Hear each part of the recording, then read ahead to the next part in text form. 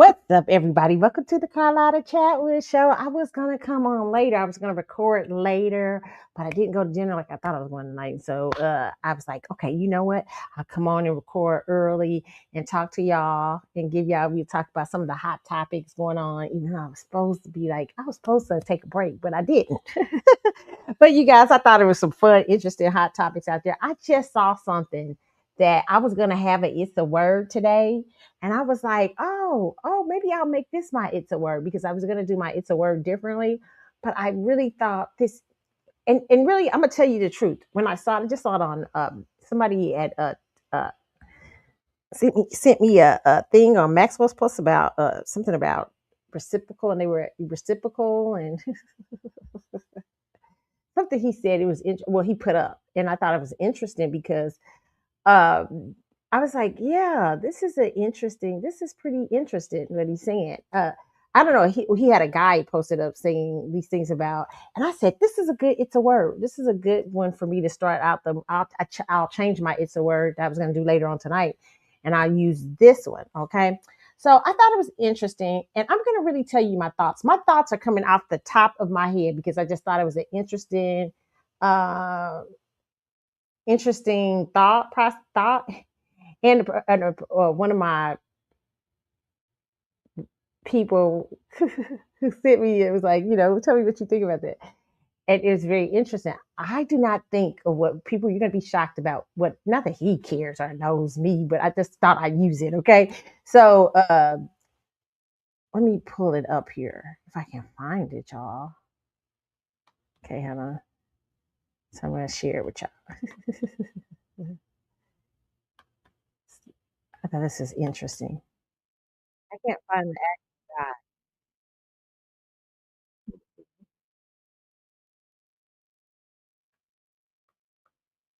I'm gonna But I'm gonna go to Instagram and find the actual person, and we'll pull it from his thing, okay? But I thought this was interesting. Let's see.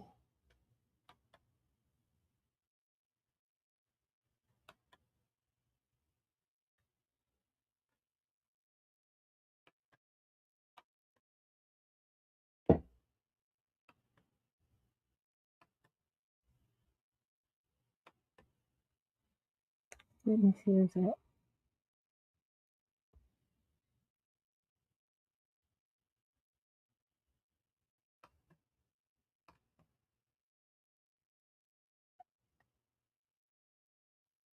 Okay,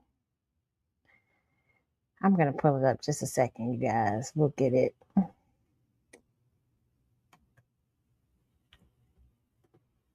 Okay.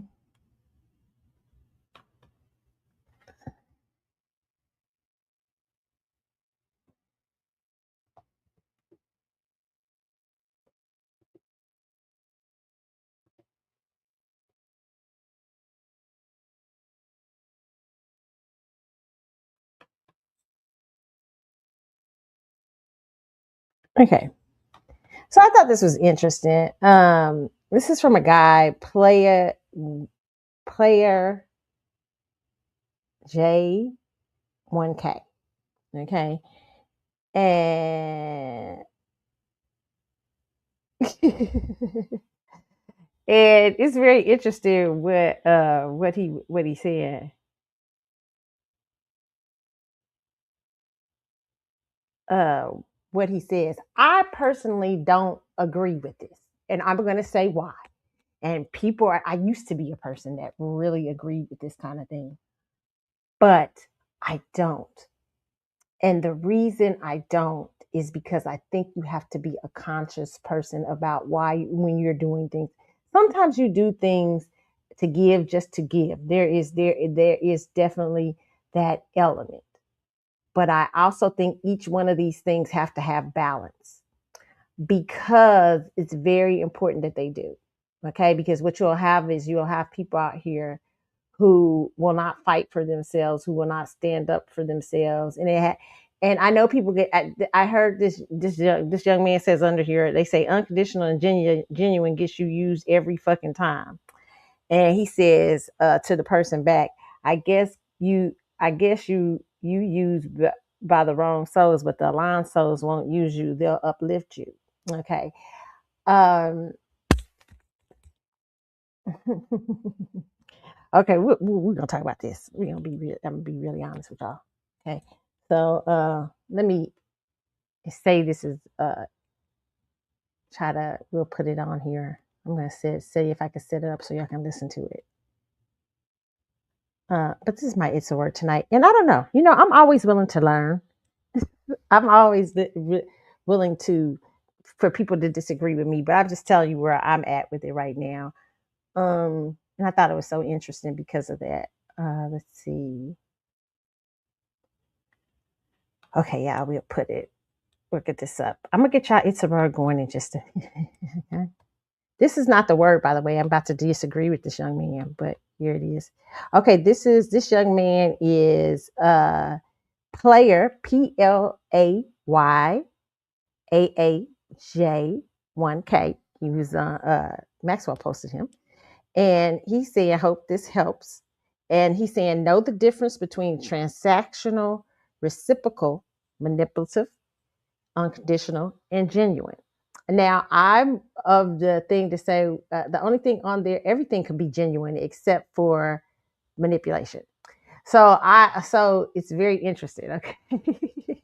So, and I'll tell you why I think that, but let's take a listen.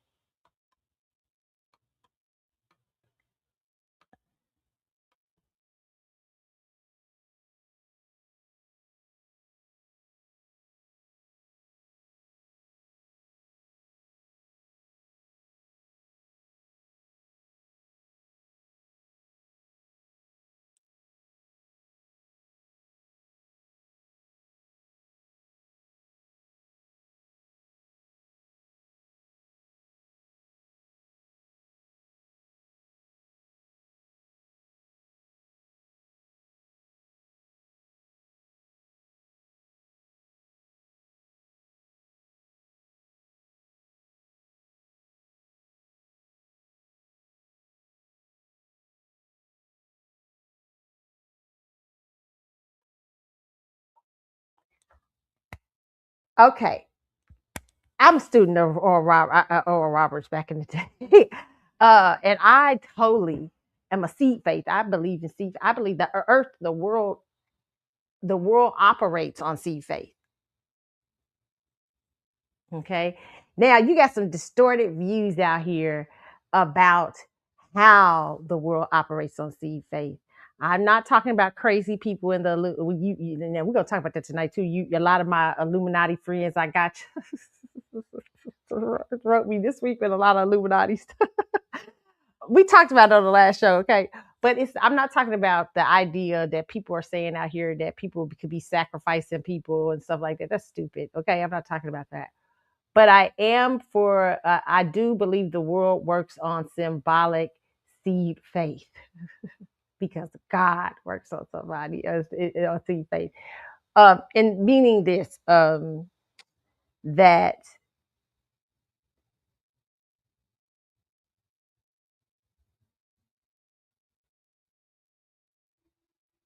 there was nothing that God did without an expectation from man,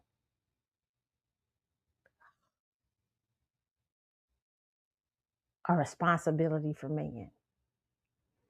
And what I mean by this is that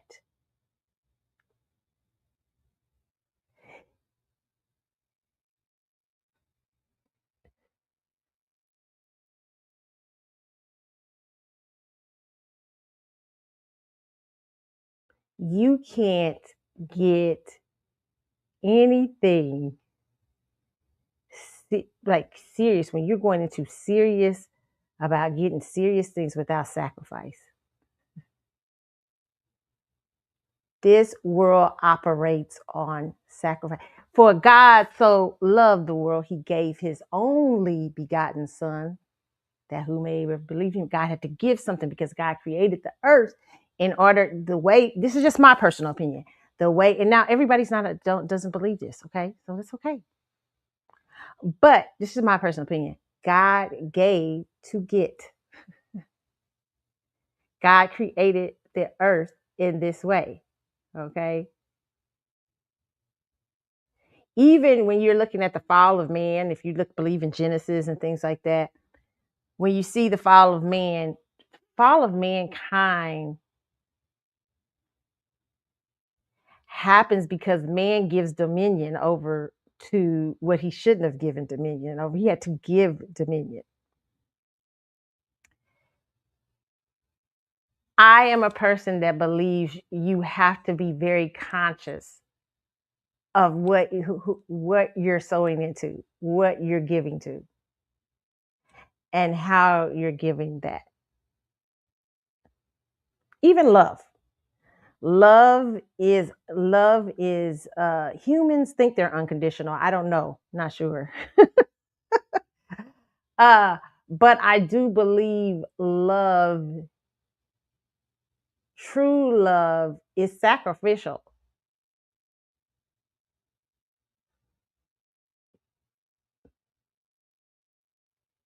I mean, I was talking about this with somebody the other day. We were talking about, and let me go ahead. So I'll start sharing this, but you guys can see this, what this young man was talking about. He said, know the difference between transactional. Transactional is giving something to get something, like you have an exchange of things. And then there's reciprocal, when you expect something after you've given something to somebody. And then there's manipulative, when you do something in the hopes that somebody responds to you and stuff like that. And then there's unconditional and genuine. I don't agree with the genuine. I think that every last thing could be genuine except for manipulation. Uh, that's different. That's a causing up. That's something that's reciprocal though. When you're giving in hopes of, and transactional, people exchange all the time different things and stuff like that. There can be genuineness in that. There can be and a lot of men love to do, not all men, but a lot of people, not I'm gonna say men, but sometimes I hear this a lot of time, men using this in relationships. They think you're just supposed to give them something, and hey, you shouldn't want anything from me. It's just love. It's just unconditional love. No, no. And I know that that's not, when I get into a relationship with somebody, even if my expectations, if our expectations are going to disappoint each other, or it's going to be some disappointments, and we're human, there will be.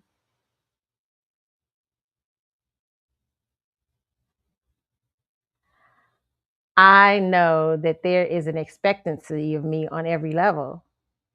An expectancy, you expect me to respect you.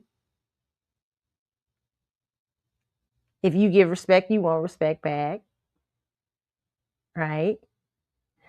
Um, Sometimes I think these type of videos can be, no offense to the young man, I think sometimes this stuff can be manipulative, because people can use this and say, well, this is about being unconditional, and it's just really, to me, it's not any of that. To me, the whole thing is, did y'all hear it? I don't even know if y'all heard it. Wait a minute, y'all didn't even hear it. Hold on. Oh my goodness, hold on, let me set it back up again.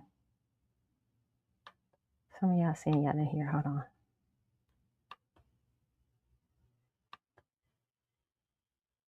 Okay, I thought I shared it. Okay,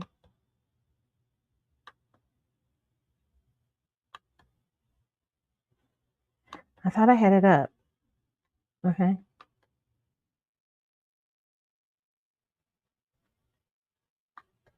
Oh, you didn't hear it. Do this because you did that. Manipulative. I'll do this so that you do that. Unconditional. I'll do this. Genuine. I'll do this with nothing in return. I don't expect you to do that back. Just peep the difference and understand this is how people move. Transactional. I will only do this when you do that. Reciprocal. I do this because you did that. Manipulative.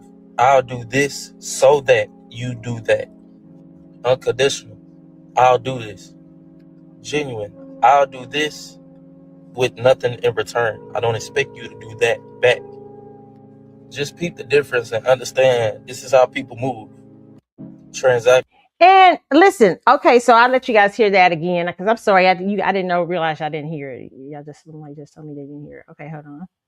Okay, but yeah, so my thing about that is that everything that you, when you go into things, and I think this is a responsibility of humanity and just being kind of human. We can go in there with these eyes saying, I don't expect anything. I don't. When I go out to dinner tonight, and I mean, when I go out to dinner on a night and I sit down at a restaurant, I expect great service. I think there's always expectation. There's always in anything. If you so even like we talked about last week about the man who sent for the girl he wanted the girl to have he wanted to get coochie for her from her if he sent for her he flew her out. He was expecting sex on his birthday. Now I think some of your expectations can be illogical or crazy, but for a young man to expect now, I think that's not genuine. Like I said, I believe all of these can be manipulated, except for the manipulation alone is manipulating. But everything can be transactional, can be manipulative. Uh, Reciprocal can be manipulative. Uh, uh, uh, uh, and when how do you know when someone's being genuine? And they've just given you that out of the you don't know. That's something you would hope to know. You don't know. I personally believe that that people I say always now going to when you are wherever you sow, it's just wherever you sow in your God had an expectation when he gave his son. He expected to redeem the world, right? Because God made this a world that is full of uh, and you have to give something to get something. Even if you look at the Old Testament, it's constantly what I love the story of David. I've been watching the story of David. I've been telling people watch. It's one of the greatest TV made Bible stories I've ever seen. It's really good.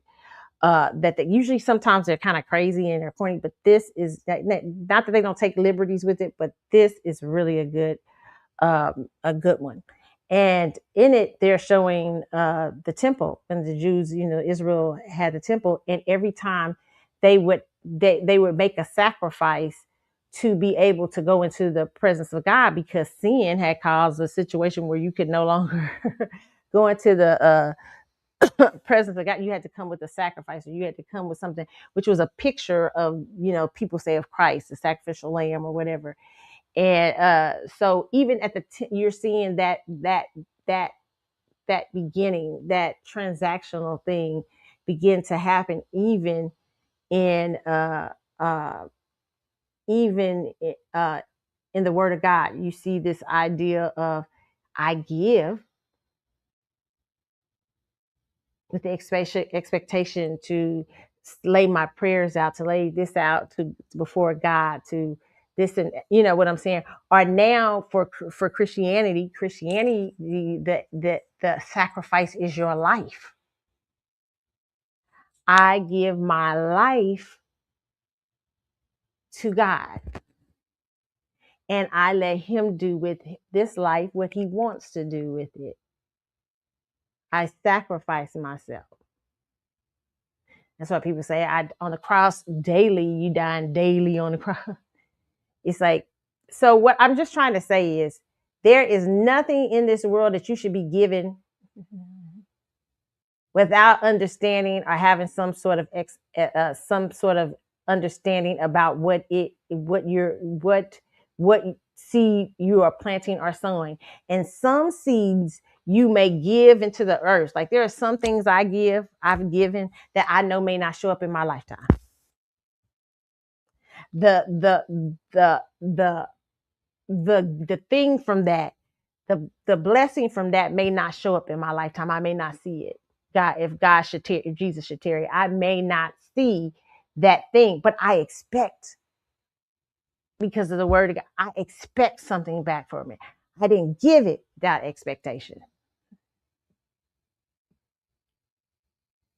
People used to say this about church all the time. It used to crack me up. People say, you should just give to your church without expectation. I said, no, I expect, I give and I expect to see great things done at my church when I give.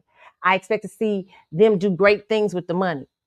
If we're giving over and abundant to people, if you're going to church, which I'm not in church, I haven't been going to church right in years, but if I start going back to church, I expect, there's an expectancy that I have to see my church do wonderful things with the money. Whether it's, I need to see the results of that, whether it's programs in the church, feeding the homeless, helping members of the church, helping people. I mean, in some sort of way, the lights being on every Sunday. I even expected to see it in the man over the house, the man of faith's life. I expect the man of faith, if you're a good congregation and you're taking care of your giving and stuff like that. It's just, I'm just using church for example. That's that's why you can't listen to the world. I like to see the person who is coming every week to give you a word living nice, where he does not have to worry. And if he's got other gifts that bless him outside of that, like he's a book writer, he's this and that, that's good too. But I expect that to even show up in the preacher's life, that to even show up in the his family's life, or whatever. I expect those seeds to go that far.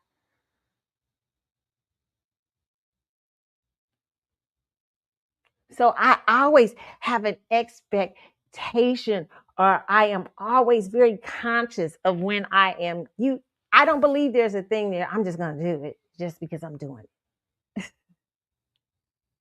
I was talking to a friend this week. We was talking about how so many people. We were talking about young people don't advocate for themselves. I've been telling. I have a little younger relative, and she's so sweet. And really the whole thing is she isn't doing. She looks genuine. Oh, it doesn't matter. I'm just doing it. Don't worry. I no you what she really is, she's me. I know I see me in her. And she's like, oh, you know, never I don't have to have it like that and everything. And I said, well, pray. I tell her, pray on it. I think about it. I said, but I said, there are times when God is going to call you to advocate for yourself. There are times, like we were talking about, how sometimes people, like you have a relative that'll do all the work and will take care of a family member and do all the things. And when the family member, I just saw this the other week on TikTok, a woman was talking about this, how this woman, she said she took care of her family member only for her parents to leave a lot of their wealth to a son that didn't do anything. And she said part of the problem was I did not advocate for myself. I just made it like I was just, and she said, I'm glad I did it, but that's not fair to her. Didn't know it ain't fair for nobody to come up in here and be like, you doing you doing all the work. Now she would probably do it anyway. But the whole thing is, since you doing the work, you need to advocate for yourself. Because what happens to a lot of people, this is what happened. This is really big in the Black American community. It's partly some of the reason I think that we have such scarcity and poverty in our community from a spiritual standpoint, because slavery taught us scarcity, and it passed on down sometimes during the years. And a lot of times people would be afraid to, you just had a community wearing themselves out, doing things, giving just for the sake of giving, handing out for the sake of handing out. And they would wear themselves out, including our leadership. Dr. King, when he passed away, he didn't have no money. That's why the King family is so protective of his imaging right now. He gave so much. Even though he has some scandalous things going on around Dr. King. But Dr. King, on a financial level, struggled. Same thing with Malcolm. And we as a community, I totally, when a leader is putting themselves out there like that, when they're constantly doing the most. We are a community, and the world tends to be like this too. But we are a community that we will not make sure they're taken care of when they're advocating for you. They're putting their lives in danger, their families at risk.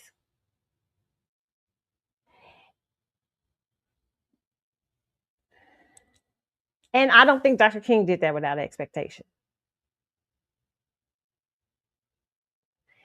Dr. King gave all of that, not just for, he knew what that struggle would bring or that would do. But I remember one of his last speeches that he had in, where was it, Memphis, before he passed away. And he said, I may not get there with you, but he's already shown me. I already see it. I already see this thing that I'm sacrificing for. I've seen it.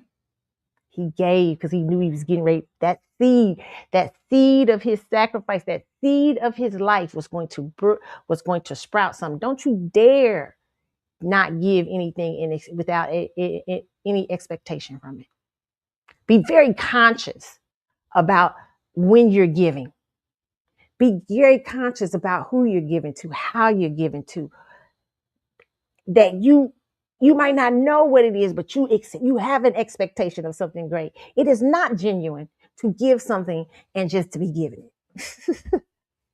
What are you doing that for? There's a reason, because humans have reasons.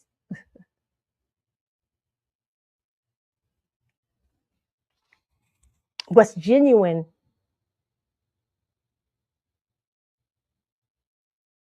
is the seed you planted and the expectation you expect, and what it does for everything around you. Let me see if I can find that. Hold on. Dr. King. I think that's very good. Let me see. It's sometimes hard to find.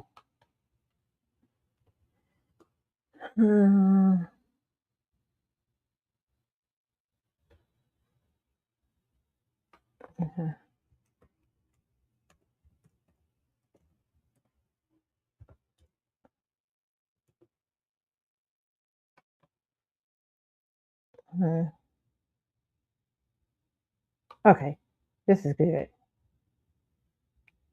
I hope y'all can hear. I don't know if y'all. Okay.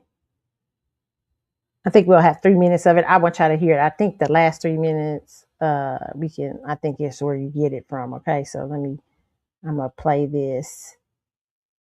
Fair use for every video I use today. Fair use, because we're talking about it, we're educating about it. So I'm gonna say that. But put this.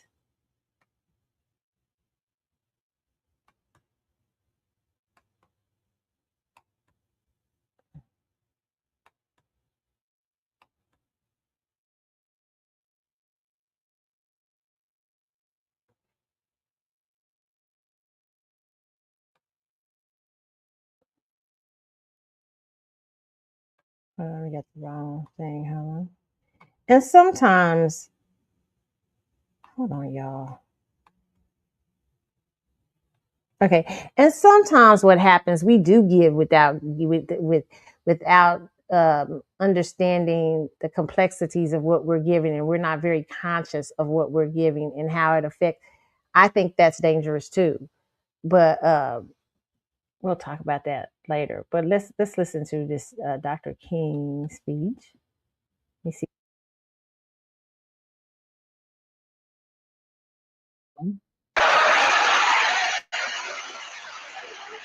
We're gonna start it over. If I lived in China or even Russia or any totalitarian country, maybe I could understand some of these illegal injunctions. Okay, hold on. I'm going to start this over because I think it's important you guys hear the whole thing. Okay. All we say to America is be true to what you said on paper.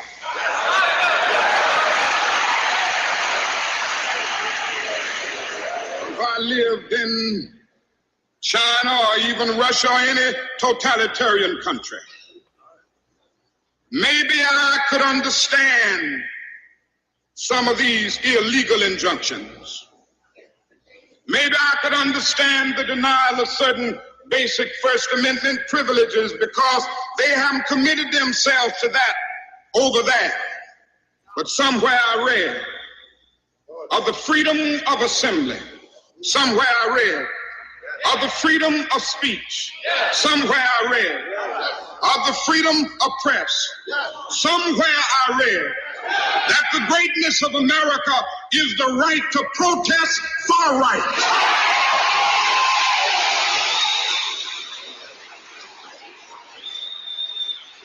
And so just as I say we aren't going to let any dogs or water hoses turn us around, we aren't going to let any injunction turn us around.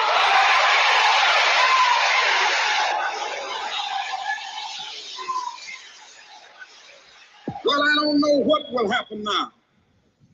We've got some difficult days ahead. But it really doesn't matter with me now because I've been to the mountaintop. I don't mind. Like anybody, I would like to live.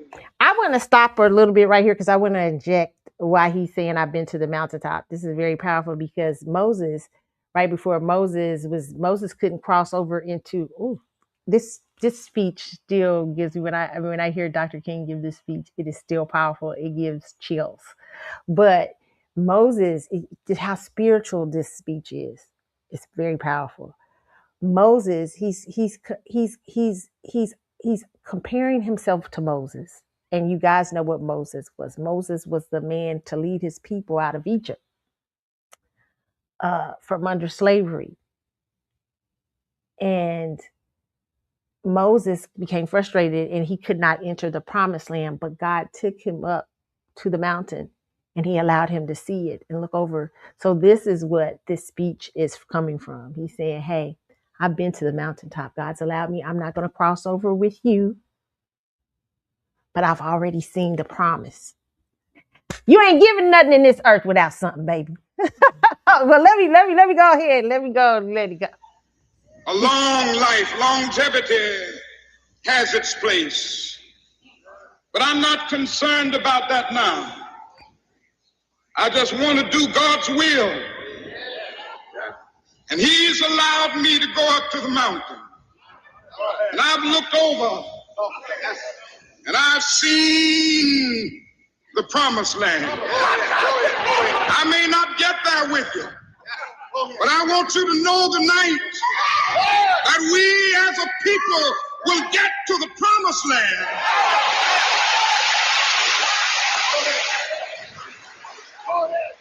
So I'm happy tonight. I'm not worried about anything. I'm not fearing any man. Mine eyes have seen the glory of the coming of the Lord.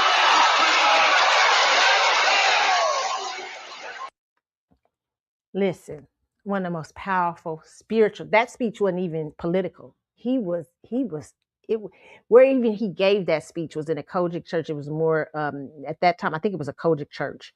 That time, the Kojic church was more, it was usually the Baptist church. Dr. King was a Baptist, but we had a whole full revival Kojic, with out of those types of churches like Kojic, Assemblies of God, things like that.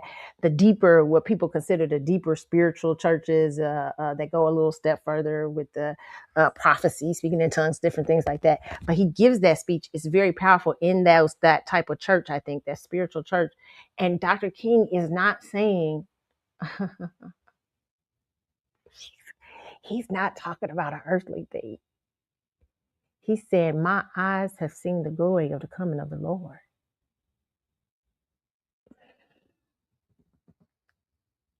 Listen, why I say this, why I talk about this tonight is because of that young man saying genuine is genuine to not just to give and just have no reason to give. No, Dr. King gave very consciously. Dr. King understood that he was possibly sacrificing his life and possibly people in his family. His mother was killed by a man in the church. He understood the danger that this would take him through. And Dr. King is telling you in this last speech, baby, this is what I did this for. Hey, you know what? I ain't seeing now. Hey, America, you look like you slacked on your promise. I understand what it is. And he's reminding them of their promise, but he's saying, hey, but God's gonna show me something different now. I've already seen how this is gonna go. We gotta go beyond this. I'm not fearing whatever's to come because hey, I got this. I planted into the ground with the expectation. I've already planted. I'm planting my life on it.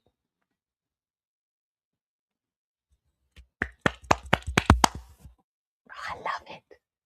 That's faith. What you read in Hebrews chapter 11, it says, now faith is the substance. Wait, but I don't want to mess it up.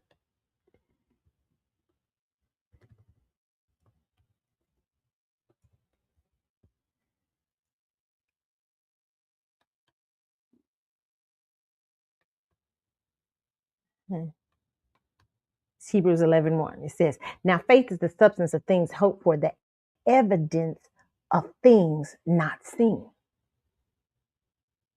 For by it the elders obtained a good report.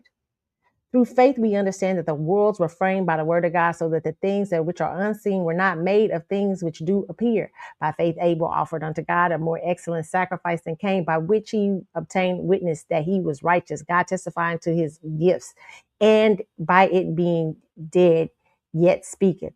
And then he goes on to talk about all these things by faith that people did. By faith, Enoch was translated that he should not see death, and was not found, because God had translated him. For before his translation, he had a testimony that he pleased God. But without faith, it is impossible to please him. For he that cometh to God must believe that he is a rewarder of them that diligently seek him. So God is not telling you to give blindly. This is just my faith. I'm just telling y'all from my point of view. I'm not trying to preach at y'all tonight. I'm using this for principle. I'm not a preacher.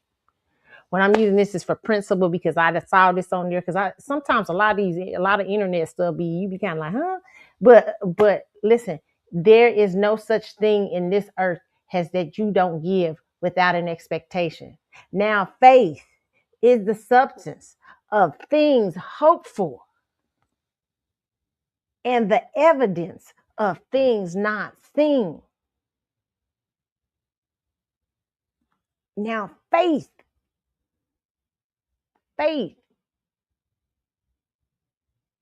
is a seed. Faith is the substance of things you hope for. That seed, that's hope, is the seed.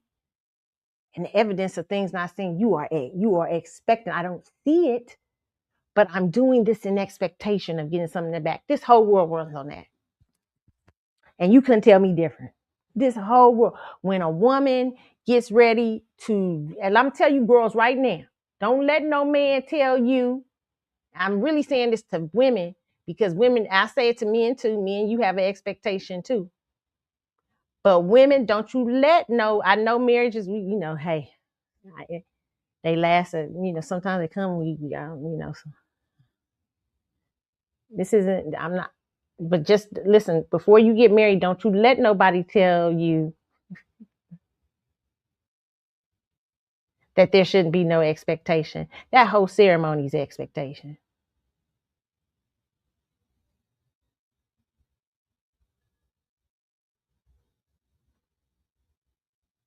You gather before witnesses. Dearly beloved, we gather here today to join together this man and this woman in holy matrimony, whatever. And you make a promise. Sometimes we don't keep them. And you make this promise because you have faith. Even though you don't see it, you're expecting this. You're saying, hey, you know what? I'm giving up something. I'm giving up what was to go to do something with you, to join forces with you. In its sickness and its death, forsaking all others. Now, sometimes we don't do that, Folks don't be doing that out in these streets. But that's the whole thing. You go in it with those expectations. Those are the seed you're hoping to plant, and you're hoping to get back loyalty over the years. But a lot of times with marriages, it's a lot of things that happen. And it takes a while for those seeds to grow of, if you make it, of loyalty, or if you didn't marry the wrong person, you might, sometimes that happens. I ain't gonna lie. I ain't gonna lie out here. People do it all the time. Okay. but if you, it takes some time. Sometimes you realize that you put the seed in the wrong person. You're like, oh, you know what I'm saying? And sometimes you because it may not be having a proper growth, or sometimes you recognize, hey, this isn't growing good. We need to work on it more. But you go into, don't you let nobody tell you that you're gonna give up your life and join together with them and become one, and you ain't got no expectation from them. I'm just doing it. I'm just I'm just out here, I'm just getting married because I love you. No, that's not how I go. That is a full on commitment. And if more people thought of it in the way that it should be, it's not just about love. It's about understanding what spouses and people do. It is a faith move. And it's sowing into someone's life. You're both sowing, whether it's sowing of time, whether it's sowing of money, somebody sowed something. That's why I always tell people, when people are arguing about getting out of marriages and stuff, and one person's over here yelling about, well, I had some people I knew recently, one person was over there yelling about because they gave up all this money and stuff like that.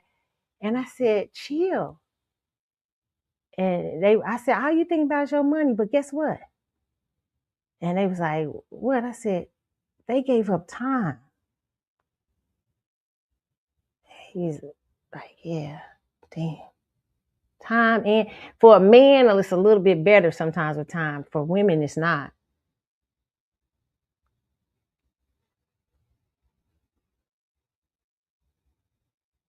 So women are really giving a sacrifice when they step into these things. That's why women go so crazy when something happens, because women are, a lot of times if they've had children, they've invested children, they've planted children into the marriage, they've planted a lot of women have put that's why today, a lot of times people are telling women to also have something outside of yourself, to know, to get to know yourself in the span of a marriage and a relationship or whatever. Because if you lose yourself and the other person decides to leave, a lot of times there's investment without balance, right? And a lot of times women will invest so much and to the point that it's taking them down. And a lot of times what's happened to me is these are women who have went into relationships and marriages and stuff without expectation. Well, I just love him. I didn't think about he didn't work. Well, I just really liked him. I just loved him, and I just really didn't see how mean he was.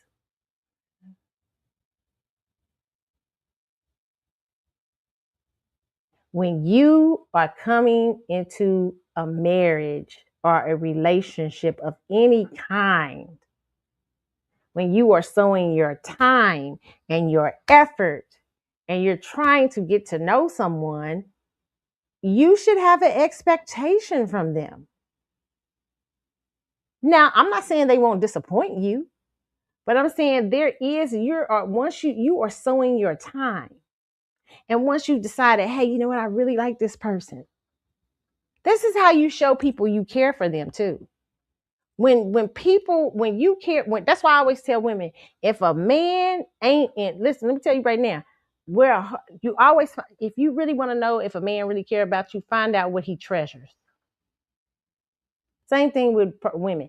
You find out what they treasure. You can find out, that's even your friendships. You can find out how valuable you are to your friends by finding out what they treasure. Like I had this week, something happened with my papa, and my papa needed to do something. And I know I had a close friend I know that I can trust. I called her, said, hey, can you do this for me? She's like, I got you. No questions asked, nothing. Just there. I rearranged her things so that she could do that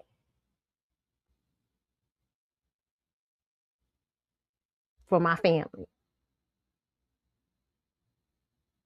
But that to me, that friend is all she's showing me, hey, this it ain't even, it's we so into each other. That's what that's a friend. She's showing me that this is valuable to me. You are valuable to me. Your family's valuable to me. This is important. I give to what I value. Now, where the genuine part where he's talking about, where he's saying if you where it doesn't, where sometimes when we things end and stuff and we've given stuff or we've overgiven and we've this and that, a lot of times when relationships end and stuff like that, sometimes there's been some sort of imbalance in these relationships, some sort of uh thing. But those are lessons learned. You're still getting something out of it. Even when it didn't go right. You're still getting something. Even if you get a valuable lesson. Hey, next time I'll take it slower. Hey, next time in the marriage, I'll pay a little bit more attention to the new person. I'll do this and that. I'll try to do better within myself. They can be great opportunities for growth. There is nothing that you give to. I don't know how I say this.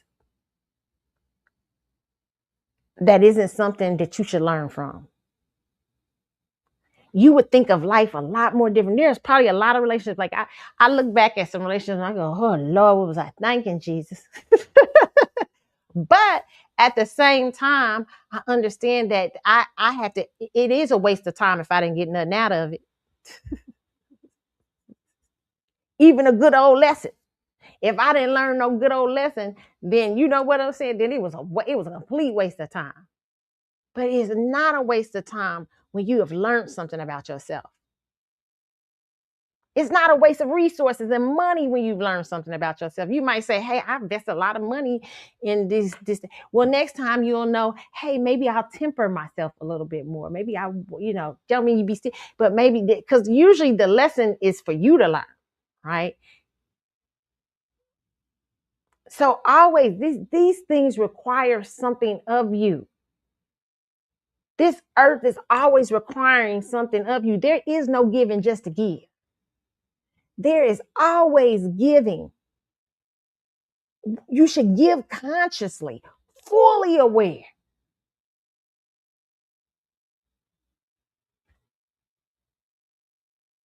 This pastor used to come to my church when I lived in Tulsa. And he used to, usually during the, like when they have the people coming to, the altar call, every day people's heads are bowed in prayer. He said, everybody's heads up, everybody looking wide, eyes wide open. And he be saying, because this is a good moment that you shouldn't be ashamed of. Everybody should be able to come to the altar without shame and prayer. The same thing, everybody should be aware. I say this, you should all be aware when you are giving.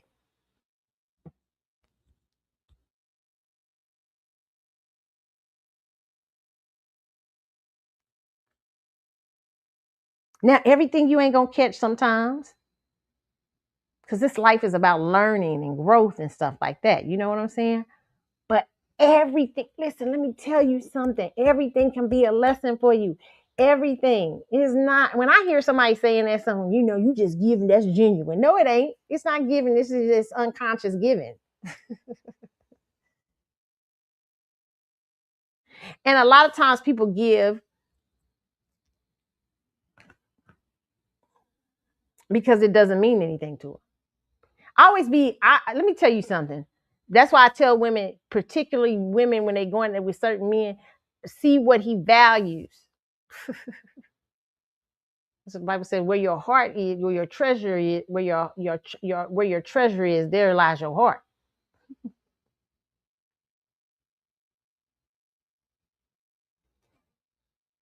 Sometimes people just giving that ain't genuine. They just giving because it's easy to give. Oh, wait a minute. I love what's one of my favorite Bible stories. Y'all know how I love Bible stories. One of my favorite Bible stories is the story of the woman, the older woman Jesus was talking about, how every people are giving big money up there at that temple, and Jesus was like, this woman right here, she brought her little pennies in and handed them. He said she's giving more than everybody because it cost her something to give that. Y'all gonna get it. Y'all gonna get it. It cost this woman something to give that.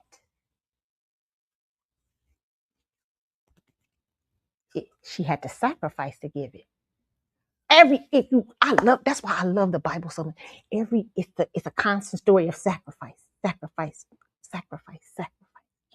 Sacrifice. You got to give to get. Even when I think it was Elijah, I forget which one it was one of the prophets, when he goes to that woman's house and she says, Elijah's like, hey, can you feed me, give me some food or something like that? It's the middle of a famine. And she like, sir, hey, we ain't got no more food. It's just me and my son. We about to eat this little bit of meal we got and probably get ready to die because there ain't nothing left after this. And he has to say it, but listen here, you give that to me, you gonna get something back.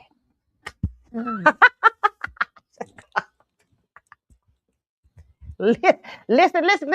You better not be in this world giving, and not be conscious with it, and not be expecting something. Now he had to tell her, there's an expectation with me. When you give this, I'm gonna give you back more. She's like, me and my son, we ain't this like we got.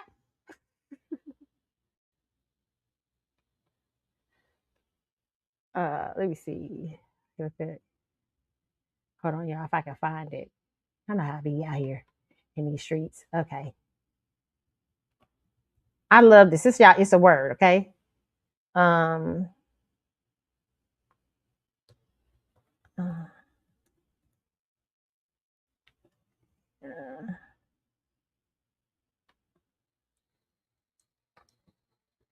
okay, okay, is this the one? I think it's in First Kings. Okay.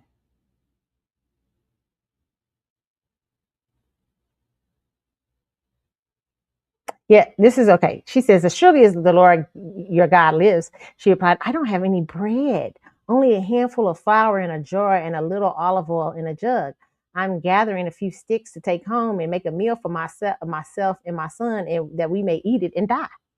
Okay, this was in First Kings 17, 7-16. Okay.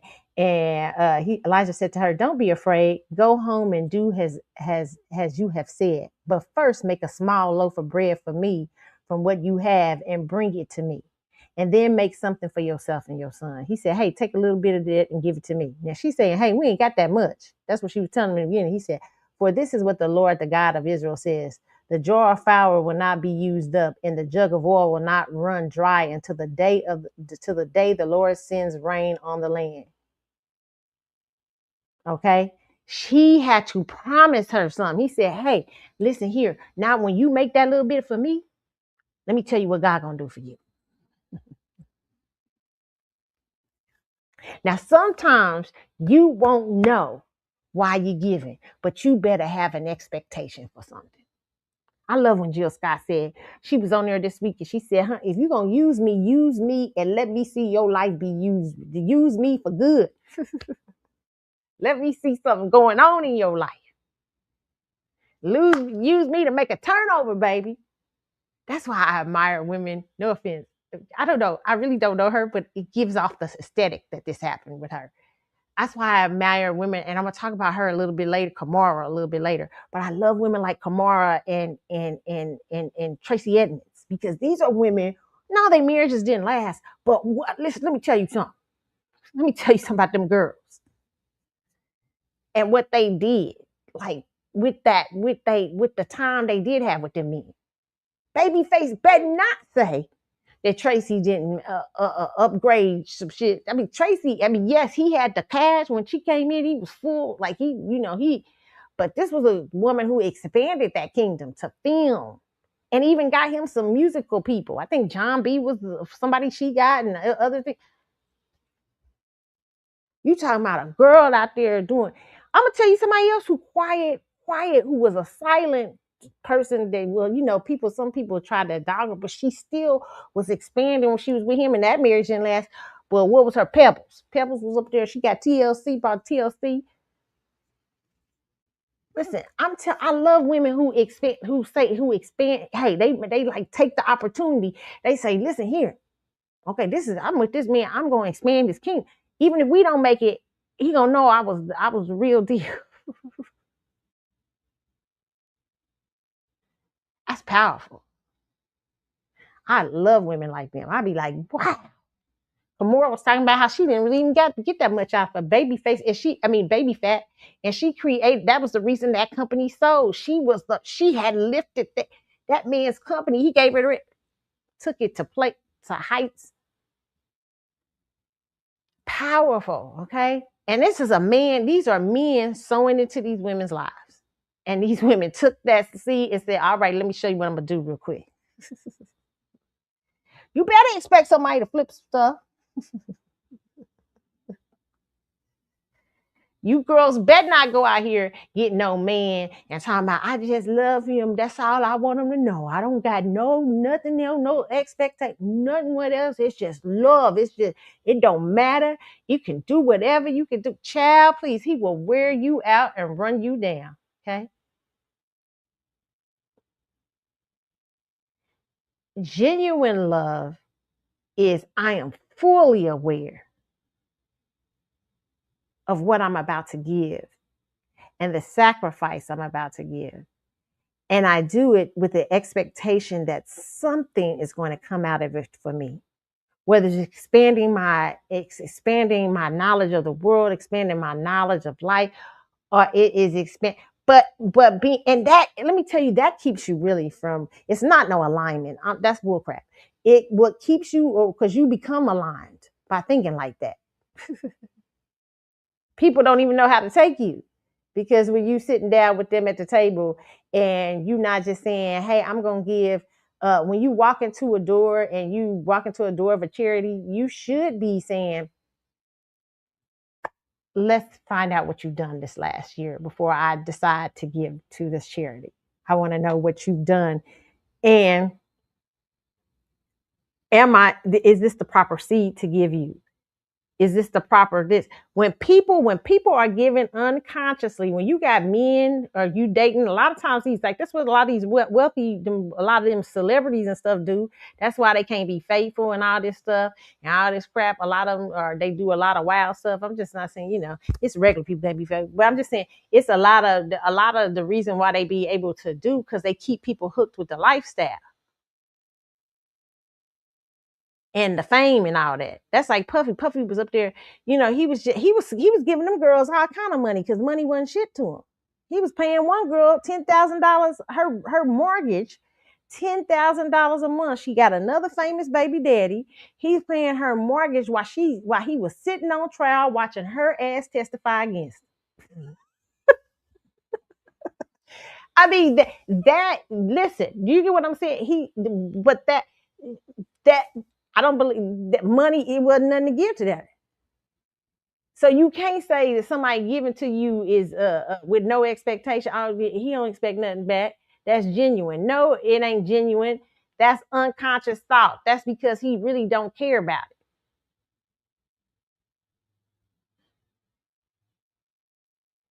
But I bet when he really realized what was happening, I bet he done pulled that money now. He'd be smart to do so. A lot of times people just throwing it around. You saying, oh, they investing in me. They giving to me without nothing in return. No, that's because it ain't really nothing to them.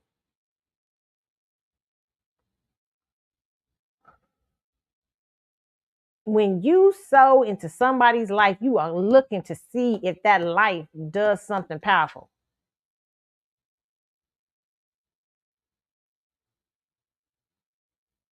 When you give of your time, your money, your talent, your energy,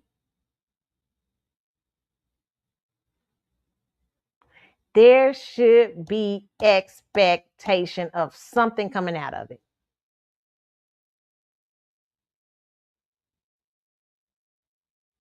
It is transactional, it is reciprocal, and baby, it is dang on sure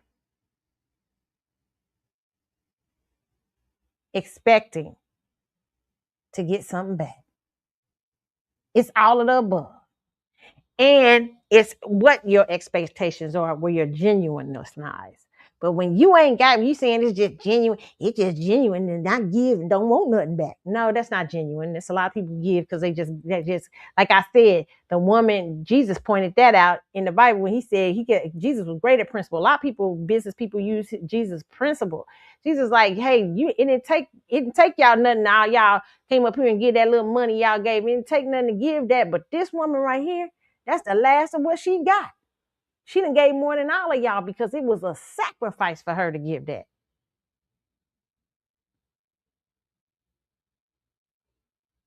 Some people just, I don't give me that expectation. And I even say when it's a sacrifice for you to give, but people, a lot of times, people they not expecting back in this from this. Sometimes I give things, and like I said, I'm not expecting back from humanity, but I'm expecting God to give it back to me. That's even better. I'd be like, God gonna give. When God give back, it's better. I always give it the expectation that God got me. And then when God gives me a thing, and says sometimes God say, hey, you need to advocate for yourself. It might come in the idea of you need to advocate for yourself over here, or you need to stand up for you, or you may need to do this. Hey, when you give next time, I want you to be very conscious about how you give. Don't just give to somebody and don't walk away from it. That's a seed.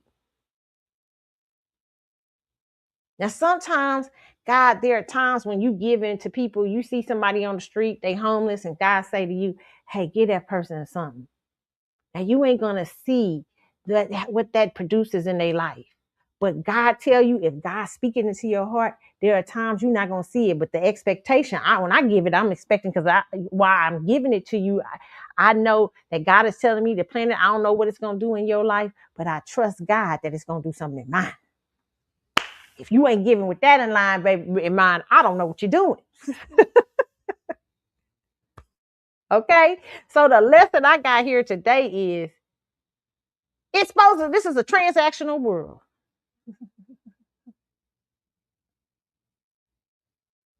This is a world about reciprocity. You give and you receive. Love, it's two-way street.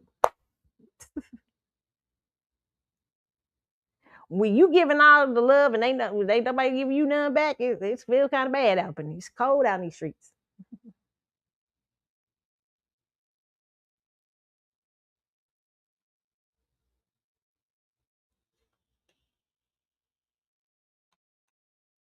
Okay, so that is what I want to say to y'all. That shot is a word. Sorry, Maxwell, if I rained on your what you meant to do. Sorry to the young man.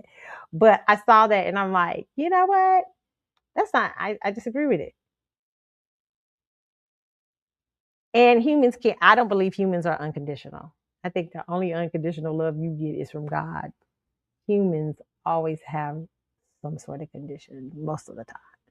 And when they don't, it's a supernatural thing from God.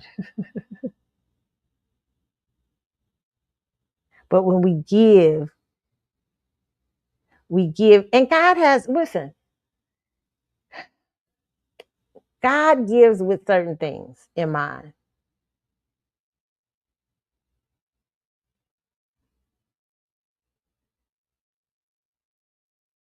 God gives, we just left off of Easter. Easter is about sacrifice.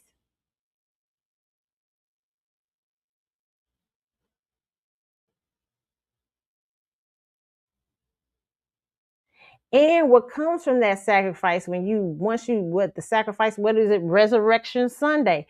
A thing that was dead has been now resurrected.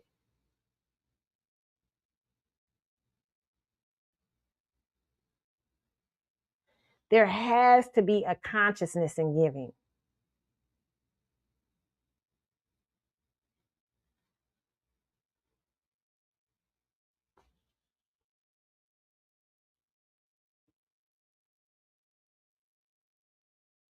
Whether you're, and to me, the big expectation is always from the source, which is God.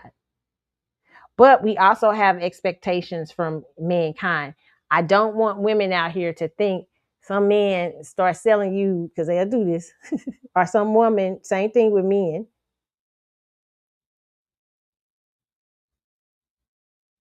Somebody tell you, it's don't, you not supposed to expect, there's no expectations.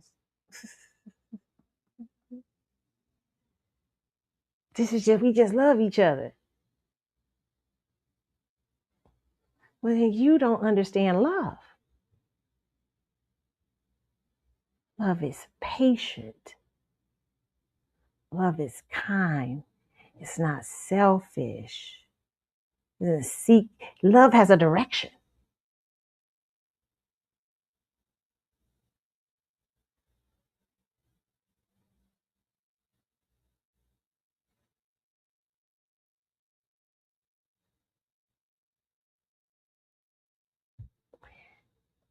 People always say to me, Carlotta, when I talk, they say, Carlotta, here's the interesting thing. The Bible says you got to love your neighbor as you love yourself. Isn't that different from like, aren't you just supposed to have selfless love? I said, you have to have a healthy sacrifice. You have to love yourself. What God is teaching you, this is not contradiction. It is when you love yourself, you understand these parts of how humanity works. You understand that this world is transactional and it's reciprocal. It's sacrificial. You begin to understand all of that when you have a love for yourself. And you know that how you love yourself and care for yourself you can translate that, because when you care and love for yourself, that translates to mankind. You understand that everyone's connected. I would say if people are not understanding that and they claiming to love themselves, they don't like themselves. They don't love themselves. It's performative. But this world is about sacrifice.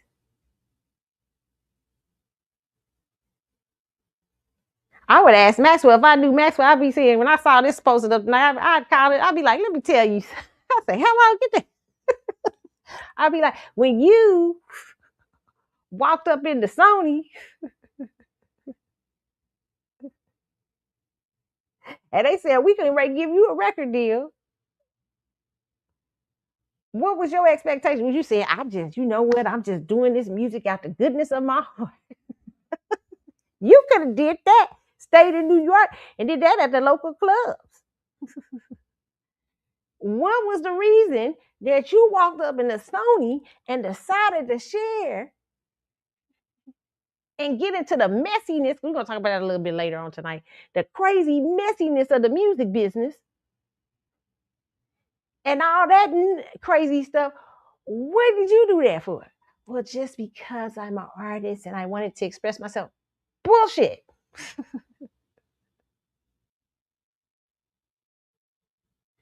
What was your expectation? Even if you're just an artist, what do you expect from that? What is your hope that you sing this song? When you sing, pretty wings around. Even if you're expecting your music to heal somebody who's been through a broken heart. That's why I hate when singers say, it's whatever you interpret it to be. No, it's not. It's what you've got an expectation for that song when it went out. If it doesn't, it's just noise going out. If you don't have no expectation, if you're just sending out noise. You had something you wanted it to hit. When you decide to sing, this woman's what? This woman's what? Oh, it's hard on a man. Dun, dun, dun. Beautiful song. When you decide to make that song over. What was your expectation when you sent that out? You didn't just put that out there. I just put it out there and let it flow in the cosmos. If you did, then somebody else has some expectation on it. Every time you give us something, there should be there should be nothing given without consciousness, without transaction, understanding what the transaction will be. What's the one thing in the Bible I love? I love all of it. Where God says, He said, "No man builds a house without first considering the cost." No man is gonna build no house without first.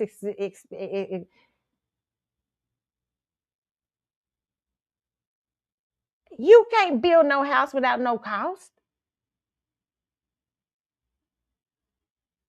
No man makes something without considering the price it takes. You can't tell me you got up there in the Sony and didn't expect nothing from them. Sony just put my record out. I'll perform it for free. Matter of fact, when you go out and here on tour,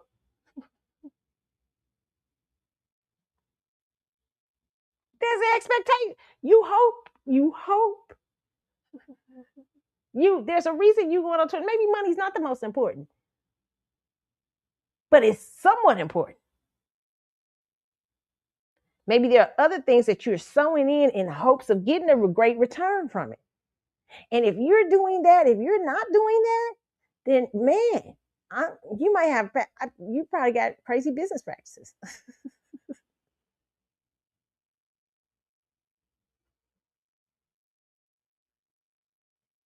It is disingenuous to talk about you just giving for the sake of giving. You're just out here giving with no consciousness of what that giving means. You just give. It's genuine when you just give it. Like that young man said, young man, you're wrong. I disagree with you. It's not genuine.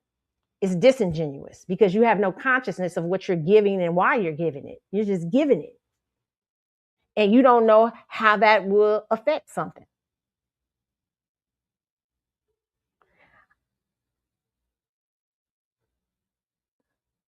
Sometimes you have instances. That's why I always say everything, especially when you're giving, there's a difference with, I don't always give to people I see on the street unless I feel a really deep thing of God telling me, because I don't know, you know what I'm saying?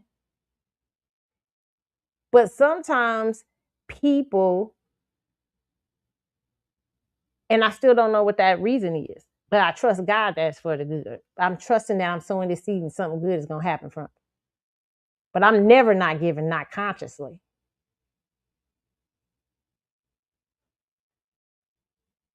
Or I'm trying not to ever not give consciously, because that's a habit that they try to teach in this world, because they know that's a crazy habit. But really, it's to be you should be very conscious in your giving. Like you can have a relative that you said, hey, you'd be like, I done helped this fool 500 times. And they just taking my money, they just running around these streets, they just doing whatever they want, they just being reckless. And all they do is take my money and do this and do this and this. And you just saying, but that's genuine. I'm just gonna keep on giving because it don't even matter.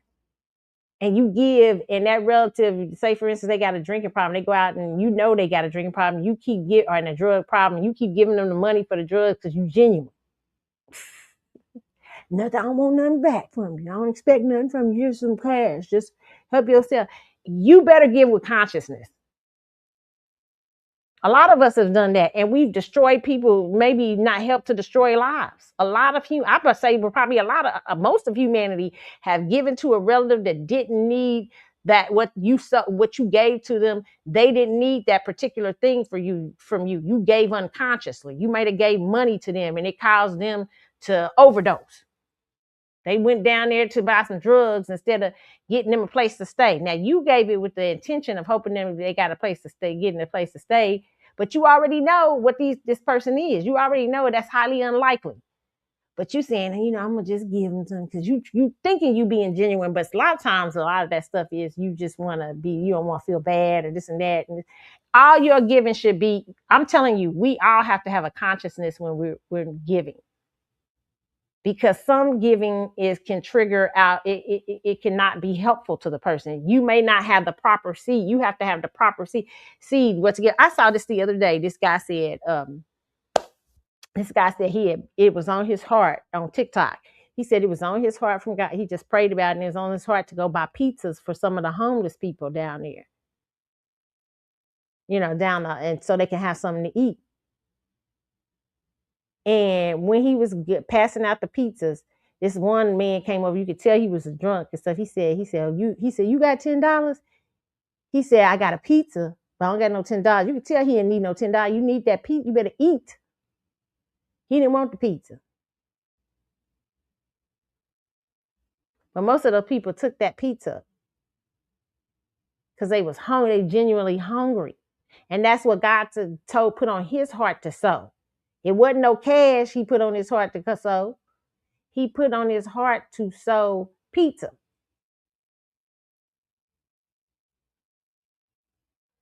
So sometimes what I'm saying is you can ask people what they need and what their needs are and stuff like that. But most of the time I try to tell people there has to be a consciousness of your giving. You have to be aware of what you're giving and what you're expecting back. When I give to somebody who say they hungry, I expect you to go get something to eat. I don't expect you to be coming back an hour later telling me you ain't go get nothing to eat.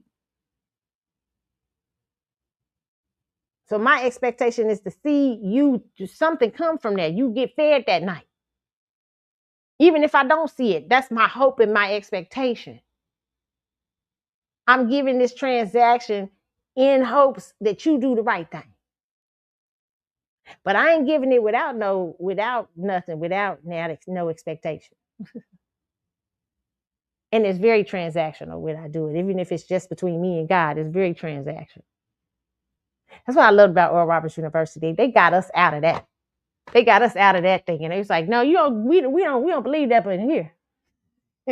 We give and we definitely expect something back.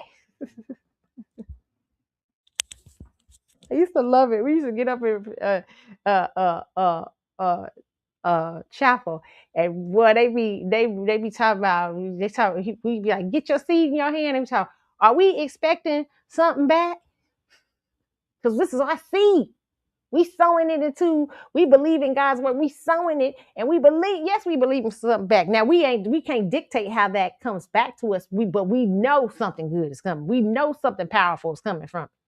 We don't give this without expectation, without this being a transactional thing. I'm definitely giving it as a transactional between me and God. I'm expecting something, okay? And then there are some times where you have to be, if it's not between you and God, then you have to be aware of how you give, okay? So that's my It's a Word today, okay? I hope y'all got it, and I hope y'all understood what I was saying in that, okay? All right, let's move on. Woo, Lord, okay?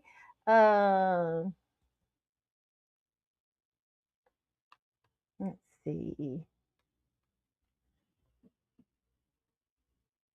Yeah, I think it's a lot of times that sometimes gets people when they're dating and stuff. There's always this thing of, oh, well, I can't, I don't expect. No, there is expectation about how you're supposed to behave and your act. You know what I'm saying. I don't know.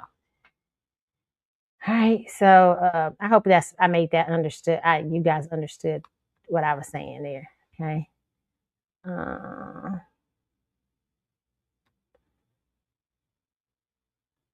Okay, let's get into some of this other. Definitely. Okay, so Chris Brown and Usher have announced that they are going on tour. Now, I saw this. This was hilarious. I'm just going to play you some of it of what this guy was talking about on his thing. But his name is Willie HYN. Okay, you guys. Am I following him? He's really good. Willie HYN. Okay, on Instagram. Okay, but is that Instagram? I think yeah, he's on Instagram, and it's hilarious what he's saying right now. I'm only gonna show a little bit of it, but y'all want to see the whole thing? Go check it out on Willie WILLIEHYN LilieHyn. But it's funny because Usher and Chris Brown announced they're going on tour. So listen, that's gonna be wild. Okay, so boy, they out here trying to collect these checks. They try to take all y'all little income tax checks. Okay, so let me get it over here. Let me put it. See if I can pull it up. Okay. Okay, y'all. See, I got it up. Hold on, I gotta pull it up on the thing. The same thing. Hold on, y'all. All right. Usher and Chris Brown are going on motherfucking tour. God damn. Ladies and gentlemen, this is the closest thing we're gonna get to Michael Jackson and Prince going on tour. This is the closest thing we're gonna get today. If Michael Jackson and Prince ever decided that they want to go on tour together, this is the closest thing we're gonna get today. But let me I'm gonna just say, yeah, I disagree with that. They are very commercial. Michael Jackson and Prince were very. No offense to them. No, the closest thing you would have got to Michael Jackson and Prince was D'Angelo and D'Angelo and Maxwell at the verses. I don't consider these guys Michael. tell you niggas something, especially you podcast niggas. Let me tell y'all niggas something. I don't know how that goddamn video of Chris Brown kissing on that girl, and then they showed her dude, that ugly nigga in the crowd, he shaking his head and shit. I don't know how that shit came back into the social media world again. Cause that shit did its numbers when Chris was on tour. Chris been done with that tour. And that shit just popped back up on social media. All you goddamn podcast niggas. What would you do if your girl was on the tour kissing on Chris Brown? What would you do? Then the other motherfucker that was on the Usher tour, and Chris Brown was kissing that girl, put the nuts, the cherry nuts, all in the girl mouth, and she and y'all niggas. What would you do if Usher did that to your girl? Let me tell y'all niggas something. Shut the fuck up. Get that shit out y'all system now, because if you think that was some shit, and both them niggas on tour together, you think that ain't finna be some big brother, little brother competition? Somebody getting fucked. Okay? They might as well call that tour, Your Girl Might Get Fucked tour. Terrible. Okay, it was hilarious. Listen, let me just tell y'all, ladies, okay. Listen, ladies, you might more likely to get a nice. Usher was out here passing out the cherries, all this stuff. Yes, men just he's very funny. Y'all should go hear the whole thing, but I imagine it's gonna get crazier.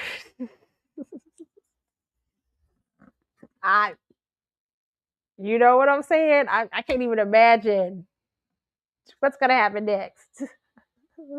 Okay, with them two together, all you women out there, it's gonna be crazy. Men, this is not a concert. My personal opinion, guys, this is not a concert. Like, I mean, my age, like certain concerts you don't go to with your man. You know what I'm saying? Because certain concerts, it's like, you know what I'm saying?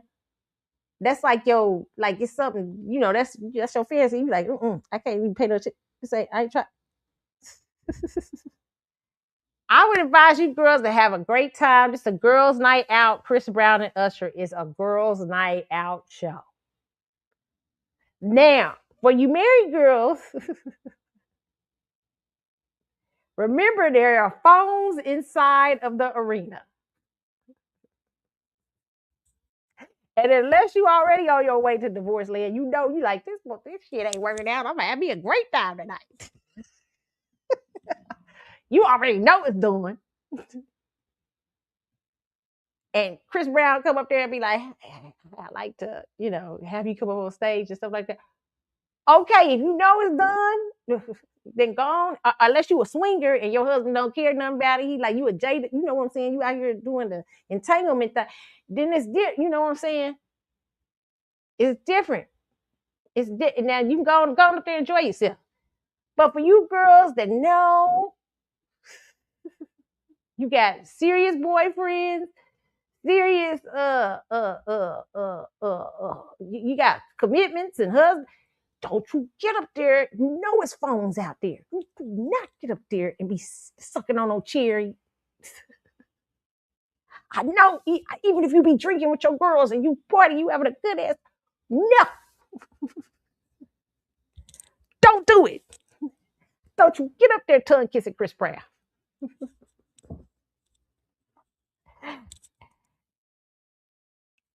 Now, you know it's over there. You said, girl, but this is the nail in the coffin. I'm about to put the nail through the coffin one day. I got to say, that's your business. Okay? I'm going to let Chris put the nail in. I'm going to let Usher put that nail in with that chair.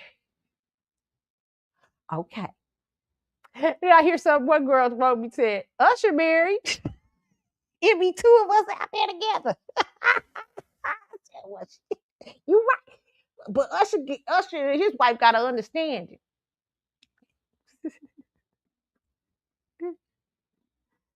One of my friends was talking, and she said, I couldn't. See, that's why I couldn't be married to none of them. I said, I said, I could. I'd be like, baby, give him that cherry. Go on, boo. Because listen, let me tell you why. Them tour checks gonna look real good. I'd be like, baby, get him, baby. Shit, I don't even want to be seen. I'd be, hey, he belong to y'all when he on stage. Shit, I don't give a shit. As long as he don't do nothing afterwards. But while he out there, he belong to the masses. Feed him that cherry, baby. Get him. That's more meet and greet money, boo. My friend's like, you so stupid. I said, no, I am not. I'm for real. As long as you ain't doing nothing crazy now. I am now. Don't be doing too much. Can't do nothing crazy. But I loved it. I was watching, what was it? I was watching, I went to see a particular artist. Now I'm gonna tell you, I was at when I saw Isley Brothers. What's that? Isley Brother. I was laughing because his wife, she was on stage and the women was out there. They was acting, the older women. It was cute. She was laughing and everything. She's like, "Go, boo." But one thing I did notice, she was giving out of that. It was a dancer they had up there. She was looking at her like, "Bitch, don't get too close." She didn't pay no attention to none of y'all in the audience because she knew they wasn't in no vicinity. But that dancer, she was like, she had them. She looking like, That's how I be. I ain't caring nothing about y'all. He better not. I would have that in the devil in their clause in the prenup. I'd be prenup, the clause, and me and Usher. I'd be like, Usher, if you even think about feeding the cherry in private, I'm taking, it's gonna be $1 million per cherry you pop. When I walk up out these doors, no, $3 million per cherry you pop. When I walk up out this door, I'm gonna make it hard. Okay, so you can go out there and play if you want to. So I wouldn't even be worried about that. Okay. But I expect him to be loyal. But listen, feed cherries all day, boo. Wink at them when they come to the door all day.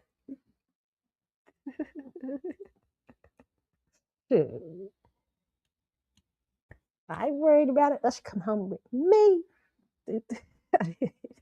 Like, girls, have your fun. He belongs to you. He's for the streets when he out on stage. He for these streets when he out on stage.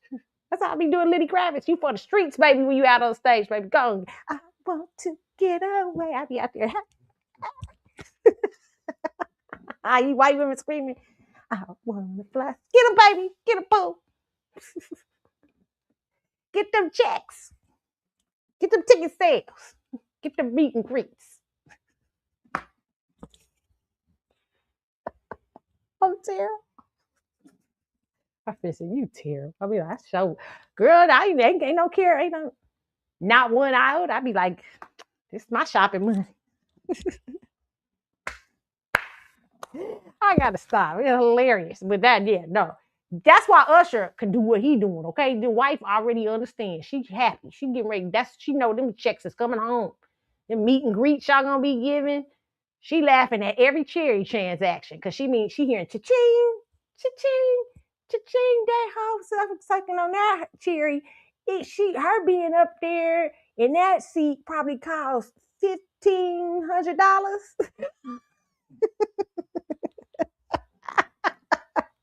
Oh no.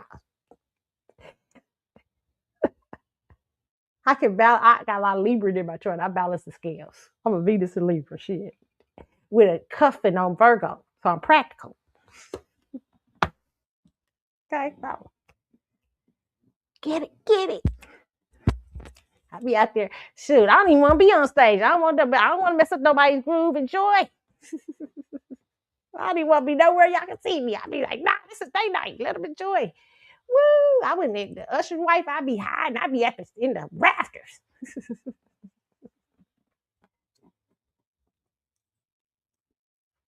I'd be like, don't mess up the groove. They you for the streets when you on stage for the next 2 hours. You for the streets, Usher.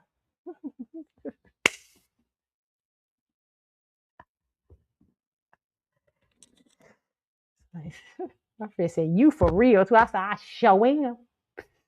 We collect the air up backstage with the promoter looking at the checks. Now he had already got paid. You know, they already get paid. They rock and roll and shit. Hilarious. All right. So yeah, it's gotta be messy, this one, okay? Girls, I've given you the warning. Y'all wanna go out there and play games, y'all can. Oh Lord, be all on the blogs and all this stuff's just wild. Okay. So let's go into the next one. Okay, Ben Affleck, Ben Affleck is tired of this divorce. Ben's so tired. Ben like, baby, just take it. I mean, that's when a man just tired. He like, damn, just take the money. Shit, I don't give a shit. I think this is where Ben Affleck is at the end. He's like, we at the end of the road.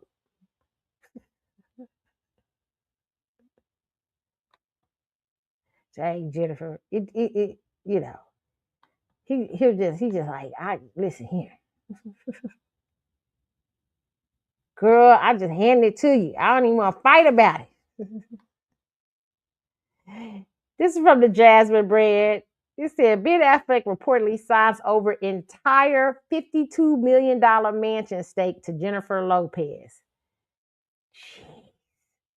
Ben is like, I can't take no more. It says Ben Affleck and Jennifer Lopez Beverly Hills mansion saga may have taken a major turn. According to TMZ, the former couple modified their property settlement agreement to reflect a transfer of property among spouses, with sources telling the outlet that Affleck handed over his entire interest in the sprawling estate to Lopez at no cost.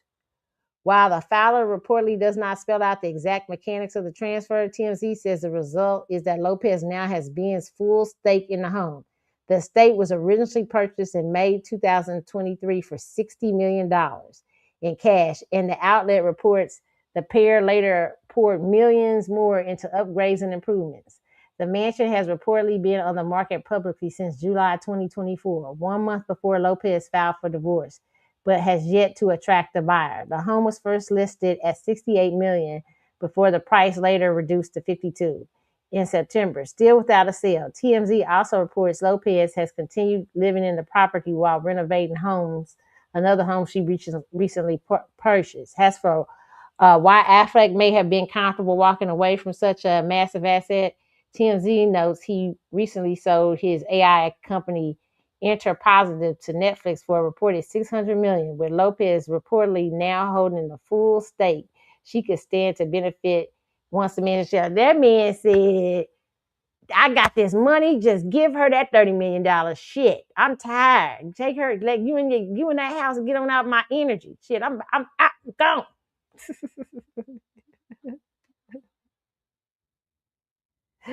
He said, I don't want no more.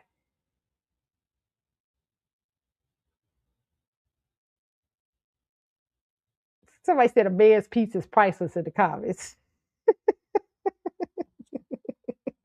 That man said, give me, I take the piece. That's why I say when people really ready to go, they don't be giving the care. I remember one of my relatives said they came in the door, they was getting ready to avoid some of this dude, and they like, shit, take everything. I don't even care. I'm like, you gonna make me, girl? It don't even matter at this point. I'm just ready to be free. You can have all this shit. I can't. She was tired. She was tired. Take it off. I'll start over from scratch.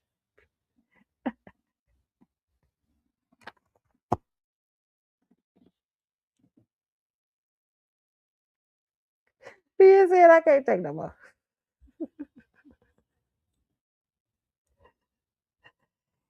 You know, it's it's so sad about her because I know she really loved. This is her Mr. Big. To me, it's her Mr. Big. And there comes a listen. Every girl has a Mr. Big. Okay, there's Aiden and there's Mr. Big. No, there is Aiden, and we all agree now. I know you new millennials are talking about. Oh, what was wrong with you exes? She should have been with Aiden. Okay, yeah, we realize that now that we grown. But on the real, Mr. Big, you just always have to have a Mr. Big somewhere.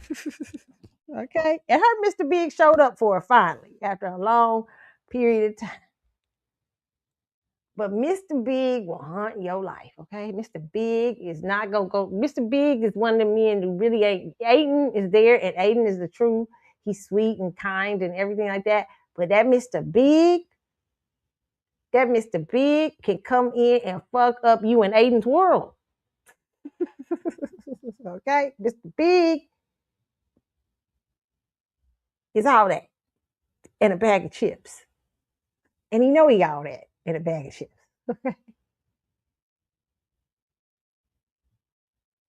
But the problem was with Mr. Big is Mr. Big tends to have a lot of shit going on. This is why Jennifer Garner's like, girl, Jennifer Garner's like, don't come back to my house. I done had enough.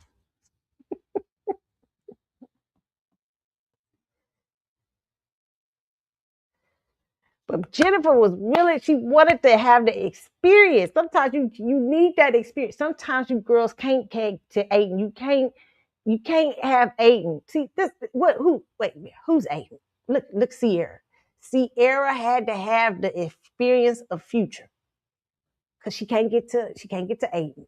No. Mr. Big is definitely Future. Aiden is definitely over here.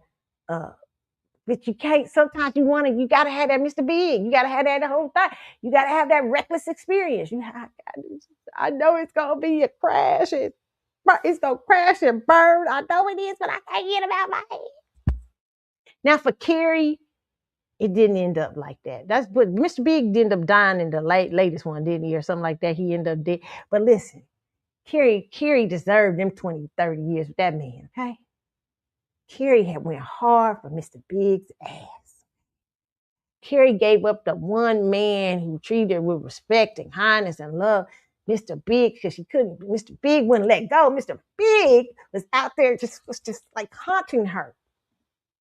Now, I personally believe Jennifer's Mr. Big was puffy beforehand, but she realized that that's a bad deal. She was like, that Leo said, bitch, he about to take me to jail, so I can't get up out of this. And she was able to find Ben Affleck out there, and this became Mr. Big. This became the dream. Because there's so many things about subduing Mr. Big. When you tame Mr. Big, it feels good. And all these years, Jennifer, I'm just Jenny from the block. I want to tame Mr. Big. This is my Mr. Big. If I tame him, if I get him here. And she realized there is no taming that fool.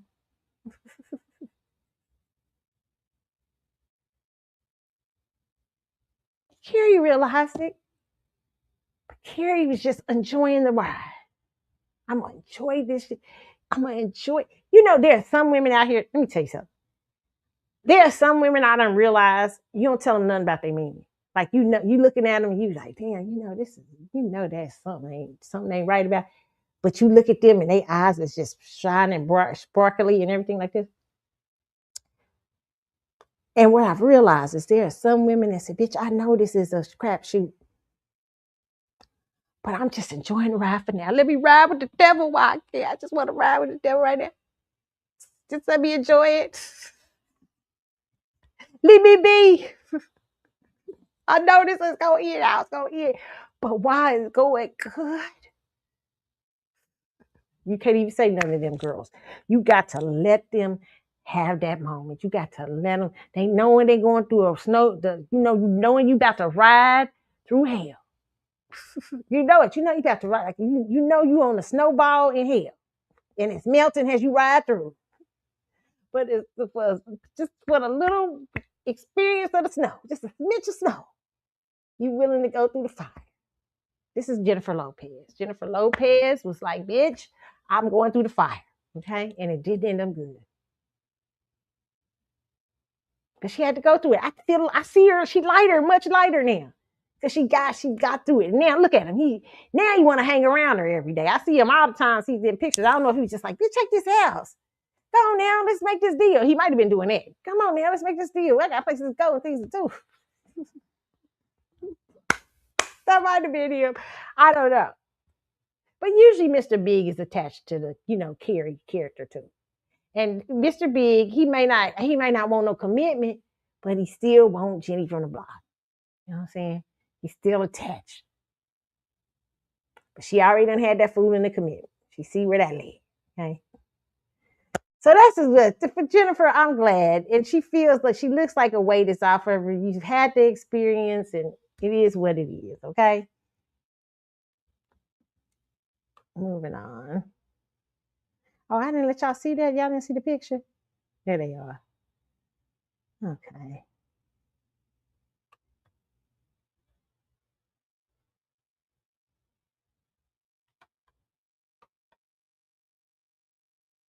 Okay. Now I saw this today and I thought it was interesting. This young man was talking about the music industry being fake. Okay. This was All the Smoke, which was interesting. I want to play a little bit of this so we can talk about this. Leora told me, he said, let me tell you something about the music shit, Rich. He said, this shit is all pale. He was like, I can make your grandmama the hottest bitch in the country. All I need is 6 months. He said, ain't none of this shit real. He said, the reason we telling you this because you a solid motherfucker. He said, so if you want to fuck around with it, it's good, but we just gonna let you know that ain't none of this shit real. The Seasoned Veteran album dropped. Let's Ride was the first single. That's back when the music box was out. We used to watch the videos, you call and do the shit, right? Come on. Nigga, I'm sitting inside my mama house, Jack. The music box come on. They say, #1 debuting this week on the box. Let's Ride. I'm on. I'm like, nigga, I'm #1. I call Leora. I said, Leora, I'm #1 on the box. He said, I know, Richie, we bought the spot. Give me a minute, I'll call you back. That's how I go too, dog. And when he said that, I didn't like it no more. Yeah. I didn't, because I really thought that people fuck with me because of what I did. But you come from the authentic grind. Right. Yeah. So I thought it was real, right? You know, when you listen to the radio, you hear niggas say, this LL Cool J, man, and whenever I'm in town, I used to think that nigga was up there. Nah, that's a drop. So I go to the radio station, they show me this shit. They like, let's do some drops. Chewy Gomez in there. He like, Rich, can you do some drops for me? I'm like, what's drop? He said, just come over here and say X, Y, Z. So I get on there, I say some shit. I make a couple mistakes. I said, let me do it again. He said, don't worry about it. Edit, chop the shit I fucked up out, take it back together, play my voice back perfectly. I said, oh, wow. So it's a piece of paper sitting on the thing. I said, what is that? He said, oh, that's today's playlist. So I grab it, and it's got the times and all the songs that's going to come on. So I'm like, damn, so them niggas ain't really up here when I be hearing that shit? So it just was hella fake. It was a lot of fake shit going on, right? And it was fucking me up. It was fucking me up. So I take this piece of paper when I leave the station. I'm in the car. So I call this little chick, right? And it's like 4:30 and I got the list. I told her, I said, damn. I said, you listen to the radio? She said, yeah. I said, it'd be crazy if they play XYZ right now. And then that shit came on, right? Yeah. And she said, it's on right now. It's on. It's on that you just said. I was like, no way. I said, let me turn it on. So we rolling. I'm talking shit, smoking. I'm high. I'm tripping now. Next song about to come on. I said, it'd be a fool if they play woo, woo, woo. That would come on. She said, you're batting 1,000. This shit's, they're playing it. We get back to New York. I tell Leo and Russell, I said, you know what? Okay, I so don't think I what wanna he's do saying this is if very it ain't true no about the money. music Leora told me industry. There's one thing to yes, they create stars. There's one thing to market, but now marketing has turned into overhype. What's happened is the Michael Jackson formula. That's what I love to call it, the Michael Jackson formula. Everybody tries to use it now. Okay, Michael Jackson, you know, Michael Jackson had been in the industry for a while. I feel like Michael Jackson deserved every piece of accolades he got. I mean, he had been grinding since he was a child. Definitely, Michael was a talented, powerful performer. But trust me, even the Jackson 5, that everybody knows most of this stuff, a lot of this stuff got some payola in it. Okay. And if you didn't think, I tell y'all asses right now, I tell y'all that that the that the a lot of them was using Michael Jackson marketing tactics came from Thriller and Off the Wall. Listen, baby, you think they wasn't you think it wasn't no payola going on?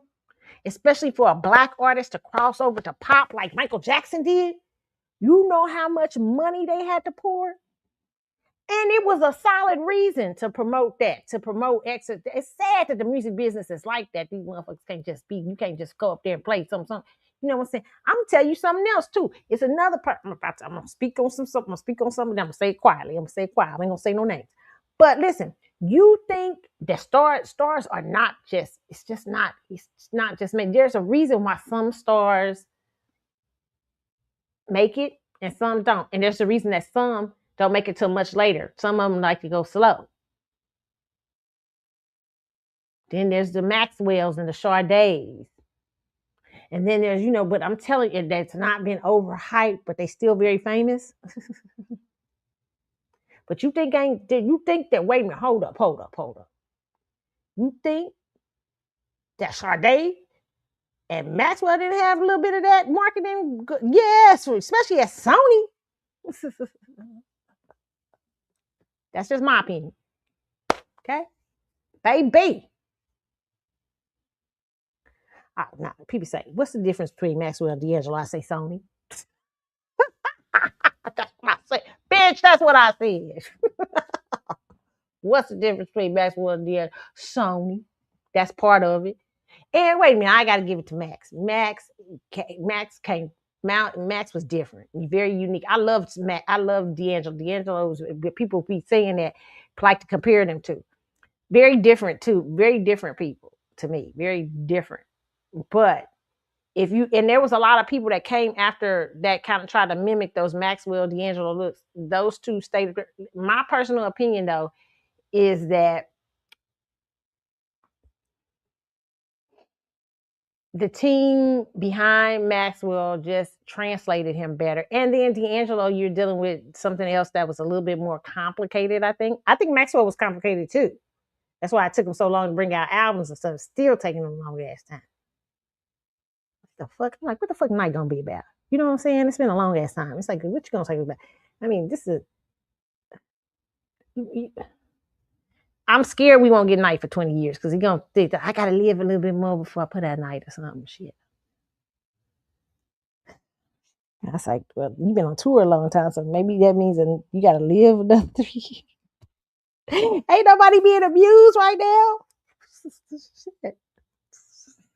You ain't got some pretty wings, you can see your shit. But you can't deny that there is that difference. I feel like that record company was a giant. That was the kid. That was a king. You talk about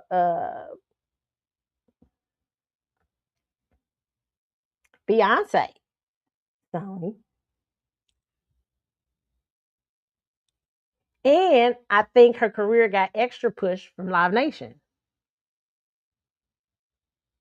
I think she was doing good on Music World, but she wanted She wanted to step into the big dog arena, and that required a little bit of Live Nation. Okay, that's my personal opinion, and that costs to all it costs to put these artists down your throat. I remember my friend used to tell me, I had a friend that worked in the record business, and they was telling me back in the 90s about about how they used to have call forms allegedly, and for like play call centers and stuff that would call allegedly would call TRL and stuff like 106 in Park to get certain artists' records to number one. And I even hear their streaming forms now. Allegedly. Okay, it's a dirty motherfucking business. These motherfuckers that took marketing and turned into guerrilla marketing, guerrilla tactics. But a lot of this, remember when Diary of the Hollywood King, Jackie was on our show when he was on there with I forget that other young lady's name he was on with, and they were talking about the music industry, and Jackie was talking about Michael Jackson marketing thing and how every celebrity uses it, even if they don't sell. Means the idea of trying to cross over the pot. Now, you think of artists like Max and stuff like that, and he doesn't. I mean, he probably could easily cross over. I think maybe he feels that's too much of a price for that. You know what I'm saying? It's just a lot to that. And I just don't know if he's that artist like that. I don't feel like he's that. I feel like he's one of those. He's a genuine in the music artist, like very. And I think D'Angelo was that way too. So I think that is the thing. But when people ask me what's the difference, I do say Sony is my personal opinion. Whether they did Maxwell well or not financially, I don't know how it came out with him because it took him 20 years to get out of that contract. But let me tell you something about them. With him, they made the mystery, the marketing people. I don't know if they meant to do that or not, but they made him the male counterpart to Sade, and they literally kind of and I don't know if he even sees this market. I see them as definitely doing that when they came out, marketing him a certain way, mysterious. To me, the most mysterious musician in R&B is Maxwell. It's serious, he is. You don't know nothing about his family. You don't know about mom and daddy. You don't know shit about his ass. Okay, that's the first question I'd have is, what your mama think it is? What your mama them? I'll be like, what is going on here? I mean, he's a good, and they marketed him as such. They did such a great job with him. They did such a great job. I think that was a big difference. And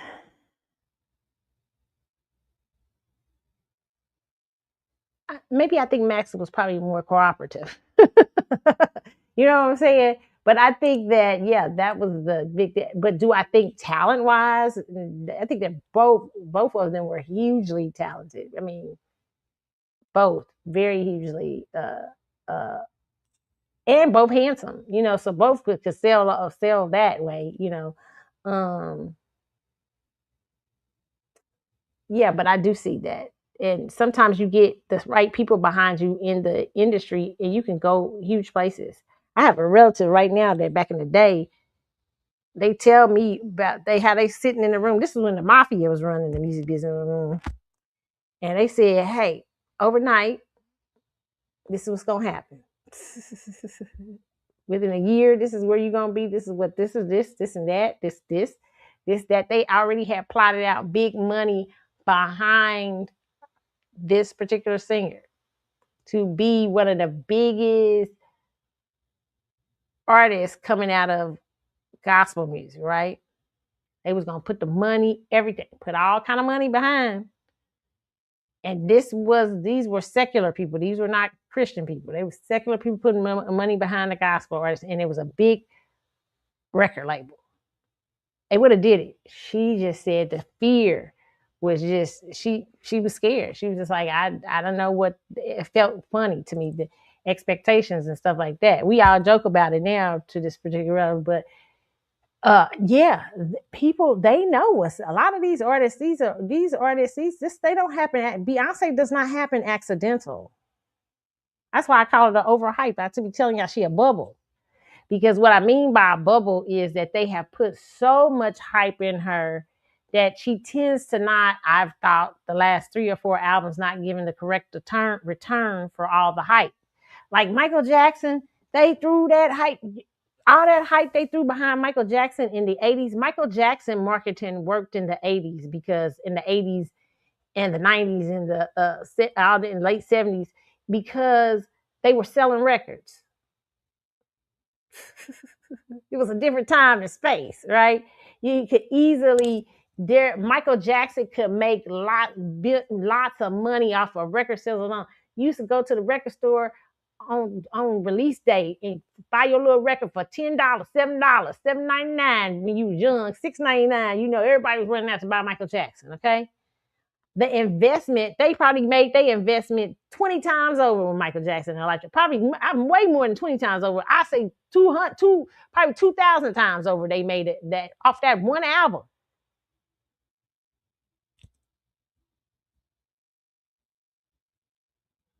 I mean, they promoted the hell out. They got Michael Jackson up there on MTV. What they did with Michael, that worked for that time period, because you can give his investors back a return. But these kids today, when you try to do Michael Jackson guru marketing, you better be able to sell some product, boo. Because these records ain't selling like they used to. And the streaming getting record companies money, but that ain't enough for them. They put you in 360 deals. You better be able to tour up in these streets. Used to be a lot of these artists would get tour money for themselves. Not no more. The merchandise money for themselves. Not no more. It's rough out here. So just imagine what Beyonce's done. She's gotten Michael Jackson style marketing and ain't sold no 150 million albums. Do you understand what's going on there? I keep trying to tell people. This girl got to be out here selling gumbo and sacred and chicken soup and Adidas. And what else she done sold lately? She got to keep her name out there. It's got to be constantly, because it's the brand. They trying to recoup their money. Shit. So put her ass over here in the Disney movie. Shit. Put a kid over there too. Shit. Get all them motherfuckers working. Everybody got to work for this money. Okay. Listen, Michael Jackson made and they still was pissed at Michael. Michael made them the money back, and they still was like, you owe us. Them some gangsters, okay? Them some gangsters. So I say Jay-Z and Beyonce and them playing dangerous games out here. I know they ain't got a lot of investment. They ain't sold that many. You ain't selling records like that in this day and time.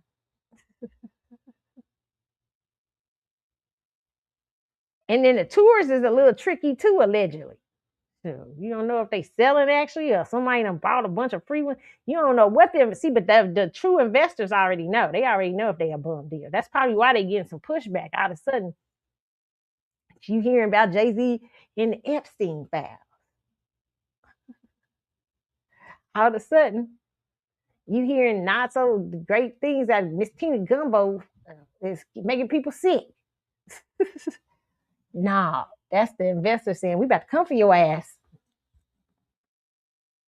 So Beyonce showed up somewhere at a sacred event the other day. She like, bitch, I better get out here and sing some of this hair product. I got to pay for all this publicity I done got out in the streets. You're telling me I gotta be. And what that means is these big boys behind, they invest in all these things. They invest in all these things with hopes they getting returns back. They getting big money back. They getting this and that. Yeah, that stuff worked in the day. If you are an artist today coming up, don't let the record company try to rope you into no Michael Jackson shit. Drake, y'all be thinking that about Drake and all that stuff. Drake done made a lot of they done invested a lot of things behind Drake. A lot of money was invested behind Drake to make Drake Drake. My personal opinion is he owned by that business. Okay, even I don't care how much he looked like he got. The hype, whatever the hype is, everything. They expect their returns. And when you ain't selling no record shop, that's like the biggest trick ever. Shit. I'd be like, hell no, I ain't selling all that. I ain't selling no record. You know what? So y'all have to figure out some way for me to sell something. See, the smart artists would be looking at their brand in a huge to me, as artists nowadays, you have to look at your brand if you got other skills besides singing, if you can model, if you got this and that, and you a new kid coming in and you want to leverage your marketing and everything like that, you have to be very careful and leverage it across several of your gifts and talents, and be and temper yourself in how you do it. You have to be very aware, because they start investing a lot of money and stuff like that. Then people will own you forever.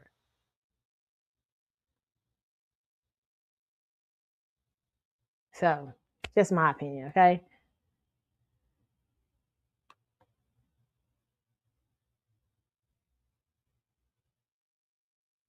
They have. I don't think they've still made a thing about Diddy yet. They still haven't made a decision. Man, they be trying to do Diddy in. they waited. Y'all know y'all could have made that decision before the weekend. Sure. I mean, come on now.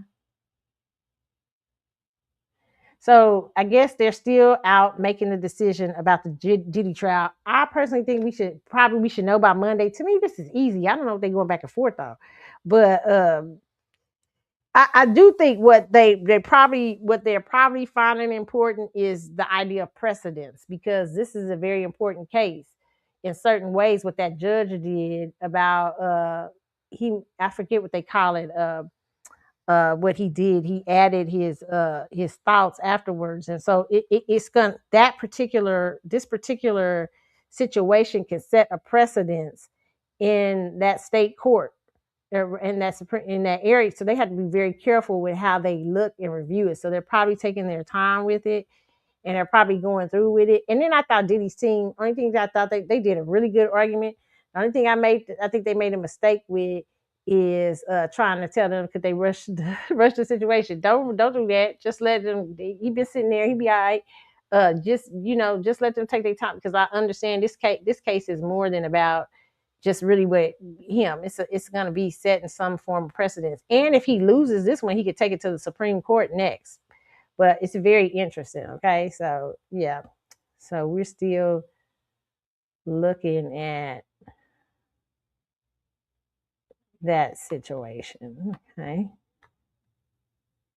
let me see y'all. What's next?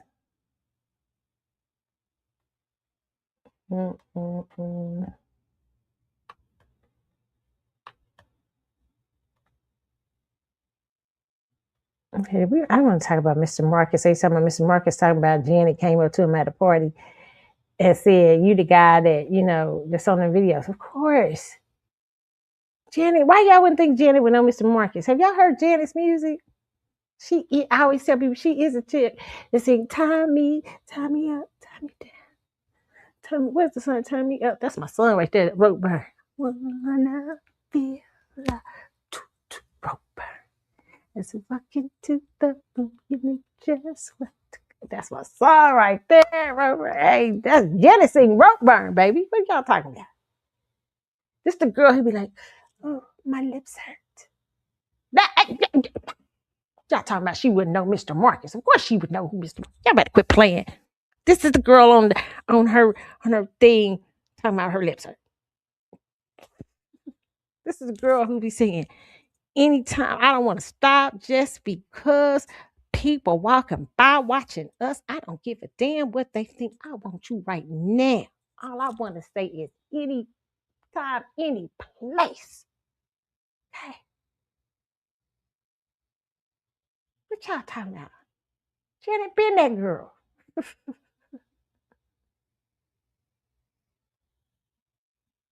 She only did Let's Wait a While for a minute. Then it went all crazy.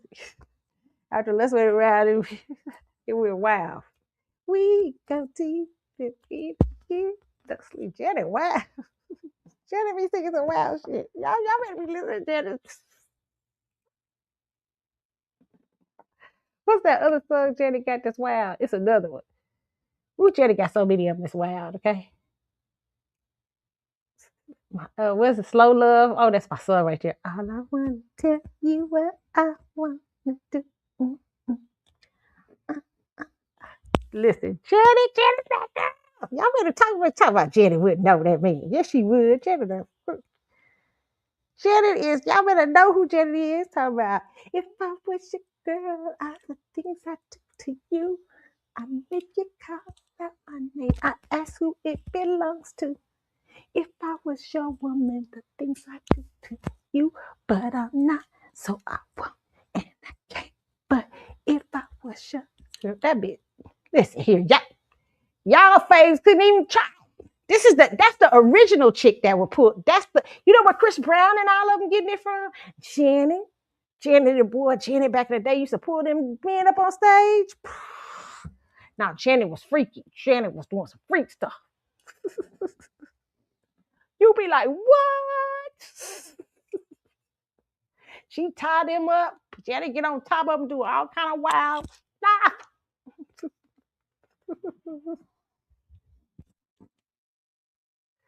Y'all better leave my boo alone. My boo always been that girl, okay? Talk about she wouldn't know who that man is. Yes, she would.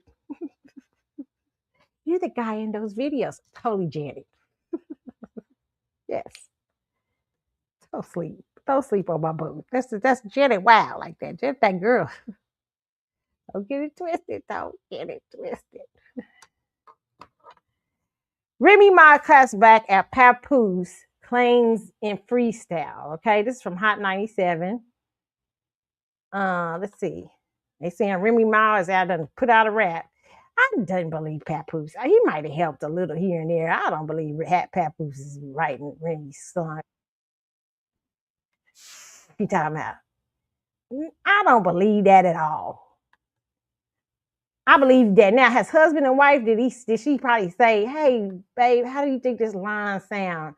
What you think? Does that sound good or does that work?" Yeah, they might have did that together. But do I think he was writing whole songs? Nope. And Remy always been really a good rap. She been known for always being a good rapper. Hold on, did I lose the page? Okay, no. Okay. Let me see. Let me pull it up. Okay, so we can watch. Okay, we're gonna put it up. Those shit, not for me or anybody else. You always acting like you help a nigga, go help yourself. See, I know what the problem is. I don't really brag enough, but you don't talk about prices. When your bag is up, you keep talking numbers, but the numbers ain't adding up. You want to be a baddie, but you ain't bad enough. See, I know how to network. I own a network. You know you getting money when they Googling your net worth. I'm a motherfucking expert. And how you talking out your neck when I know how your nigga neck work? I know you really hate my guts, cause y'all bitches really ugly, can't make this up. They calling me Slim Rim, but my weight is up. They telling me I should wait, nigga, wait for what? The weight is up. Look, it's time. Not the network. That was a savage line. What did she say? And if you see me with a bitch, it's mine. The nervous niggas claiming that they wrote those hits when they whole career they ain't never ghost wrote shit. Not for me or anybody else. You always acting like you help a nigga, go help yourself. See, I know what the problem is. I don't really brag enough, but you don't talk about prices. When your bag is up, you keep talking numbers, but the numbers ain't adding up. You wanna be a baddie, but you ain't bad enough. See, I know how to network. I own a network. You know you getting money when they Googling your net worth. I'm a motherfucking expert. And how you talking out your neck when I know how your nigga. How you talking out your neck when I know how your niggas neck work? Oh, Remy. Huh? Well, it is her husband. See, Clarissa, this is why I said, Clarissa, this is what I'm talking about. This is why I say stay out of the married people's business. When you stay on the side to whatever they doing, whatever they arguing with each other, whatever. Stay on the side till he ready to. Don't say nothing. Don't be having nothing to say about his marriage. Don't be saying nothing. Let me tell you something. I'd actually be creeping with. She should be creeping with Papoose. You shouldn't be out in public with Papoose. Papoose should be creep. He should be Like you should see him in the shadows. Like she says, I saw Papoose the other day at Clarissa's fight. No, girl, you shouldn't be nowhere. I'm not saying you can't be messing around with hanging out with Papoose, but you should full out be claiming the married man. The man's still with him. Now I understand people they be transition relationships. I understand that. I'm not talking that there is transition when sometimes people when they leaving they go into the other place. They jumping out here and Papoose and them they in their 40s and what's Papoose is it with Clarissa Young. Papoose an old man now. But listen, you get what I'm saying here. I understand there's transitional relationships, but listen here, just stay out of it though. I'd be like, nah, I ain't in that mess. I wouldn't be in there. They asked me about Papoose in the interview. I'd be, oh, that's a friend of mine. Yeah. You dating her? Isn't he married? You might be dating a girl, act like you don't say nothing. Let them people have their divorce. Now this woman that wrote a whole song talking about how you gonna talk out your neck when I know how your nigga neck.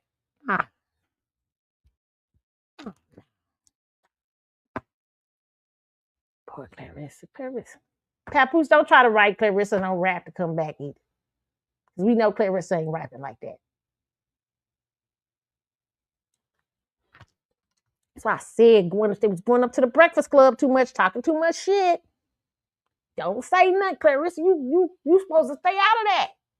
You say, hey, she can talk, but see, and well, see, my man he good to me. You don't say nothing.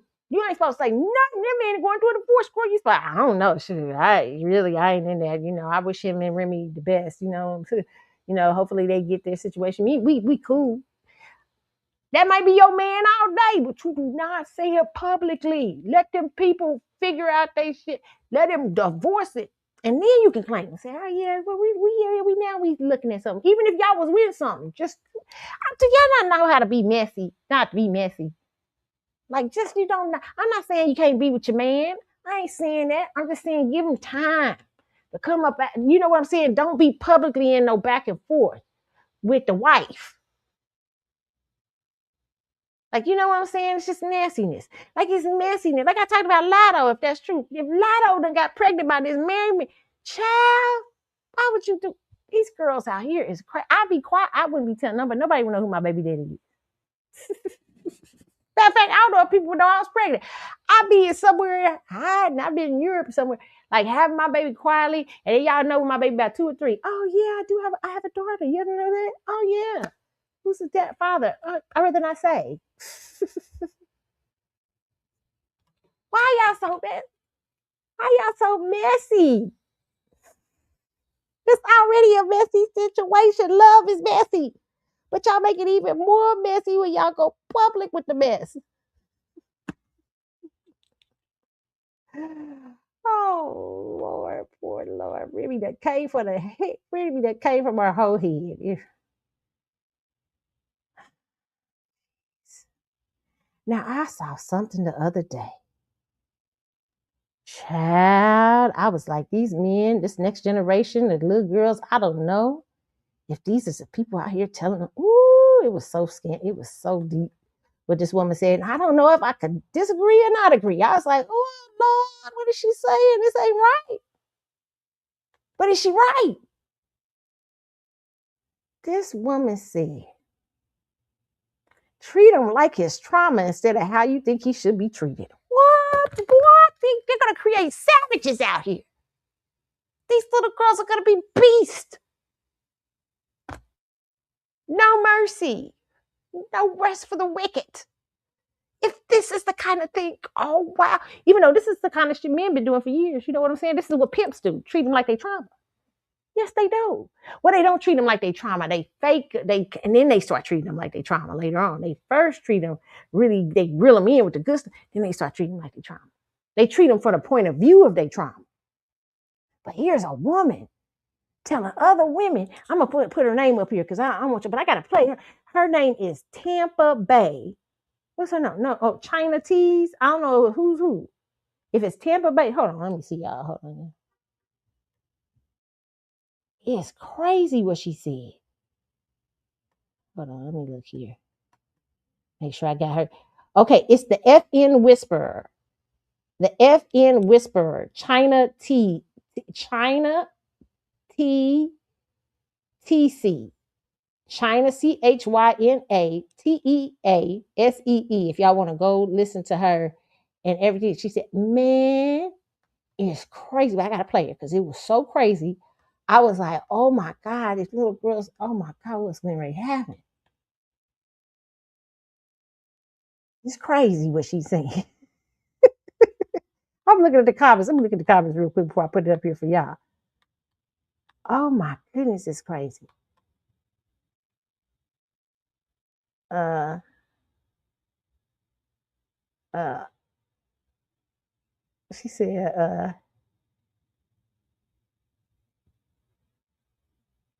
"Wow, she not lying. Return energy, never give in." My man walked in the room. I gotta save this and come back, y'all. Man, I needed this info in my 20s real bad because being a love girl, oh my Lord, these little girls, Lord have mercy. Listen, okay, let me play it for y'all. Okay, this is crazy what this woman said. Listen to it. His mama used to neglect him for a few days at a time to go be with her nigga. Oh, they ain't lying. This is crazy what this woman saying. I gotta wait a minute. Hold on. I had said bingo. I don't know if Okay, hold on. And that nigga told me that when he was little. Okay, let's listen to her. Let me see if I got it up for y'all. Hold on. Oh, wait. Do I got it up? Okay, I'm gonna put okay. His mama used to neglect him for a few days at a time to go be with her nigga. I had said bingo. It's your favorite homegirl, Coach China. I've been coaching women into provision, healed places, and feminine places for quite some time. And I keep telling y'all to subscribe to Chinatown so I can help y'all use the trauma that these niggas got to your advantage, sis. Now listen, sis. I know you used to hearing stories like that from these niggas, and you automatically go into trying to love them past whatever neglect their mama gave them, okay? What the nigga learned early on from his mama was that he was not a priority. So when niggas learn early they're not a priority, sis, why do you come in making him a priority? Because that's where you go wrong at every time. What this nigga learned how to do was chase validation, chase that he mattered, and chase consistency. And so that's why he go to weak women, ones who will make him a priority, because he know that that's what he was missing in his childhood. Now, where you went wrong, sis, is you was trying to prove that he was worthy, and you was trying to prove that he mattered. And what you should have been doing was taking cues from his mama and treating him the same way. Disappearing on that nigga for days at a time and let him try to figure out what you got going on. Because niggas love mysteries. They hate women who they can figure out, who routines stay the same. They like a woman out there who they don't know what she got going on. And when she come back, they got a lot of questions, but she don't got a lot of answers. Sis, y'all be losing because y'all stay telling the truth. Learn how to lie. So, sis, the trauma at play here is neglect. The nigga learned early on he wasn't a priority. It's in your best interest to remind him that he's not a priority in your life until he makes you a priority in his. I see. Woo!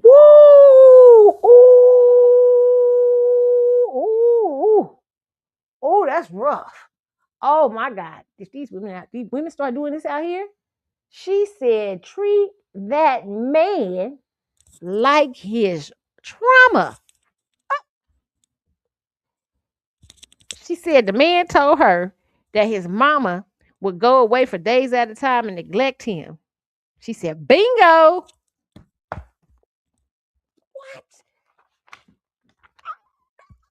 They gonna be on demon time. On this demon time, I may start my OnlyFans. These girls about to be on demon time. She said, bingo. Oh my God, girl, she could write. This is like 48 laws of power shit. Oh my God, this is Masters of the Universe. Terrible stuff here, right? Going. This is Fifth Symphony shit. Gustav Mahler. This girl is saying, listen here. You better you whoop them into how they supposed to be. Oh my God. You know what? I hate to say it. I hate to say it, fellas. I'm sorry to say this. This woman is kind of right. Not for you healthy men, for you dysfunctional men who love to go after women so they can give you attention and validation and all these things and be all up in your face all day and everything. They love that. This men out here who they attention vampires. They just come out here to get some attention. Attention. They do all kind of weird stuff to get attention because they trauma. But it's the woman who come through and act like they mama because that's what they used to. And say, nah, bitch, you ain't a priority.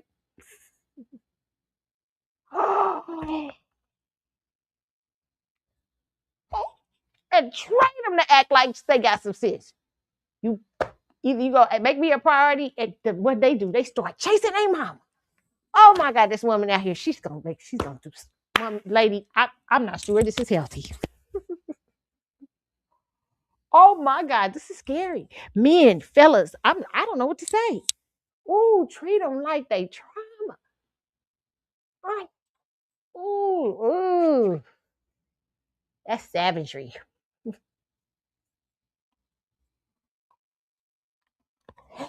I wish I could. I can't really talk.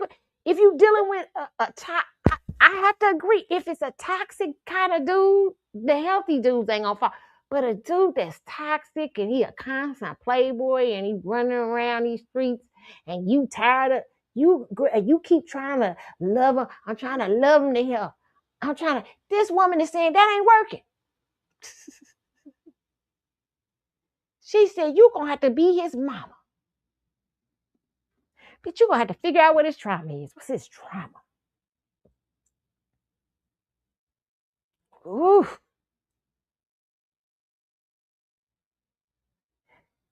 Damn. Well, a lot of men pay off the daddy issues with toxic women. When you're right, they try to be their daddy, or they try to come in and absentee like they daddy. They try to represent the energy of their father. The absent. I was listening to what's her Mona, the girl Mona. I forget her name. Her show, and she was talking about why she has so many unhealthy relationships. She said because the men, it's not her. The men is her, and but she operates like a man. She's always detached.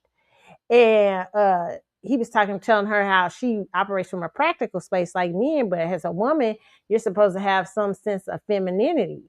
But she was saying, she was just saying that she operates from her trauma, right? And so a lot of these males is out here operating from their trauma. So they trying to get the attention they mama and them didn't give them, right? So you girls out here, you trying to give them that attention that mama didn't give them. You trying to give them that love mama didn't give, right? You trying to be mama. You trying to be mama number 2. But you trying to be the right mama. But this woman out here said, no, you going wrong. She said, bitch, you better be the mama. Treat him like his trauma. If he used to people going off days at a time and ignore him, you gonna have to be there. You gonna have to go out days at a time and be like, where was you at? Minding my business. Baby. What? This is not good. Oh, fellas. Oof. She's raising blood. She might create some monsters out here. Treat them like they trauma. Y'all been terrorizing these women, you toxic men, not the good men, but you toxic men who ain't gone to get no therapy, ain't got no help, and y'all been running around here chasing y'all mama through validation, attention, and all this stuff. She raising up an army to whoop y'all into shape. They said, bitch, I'm gonna be your mama.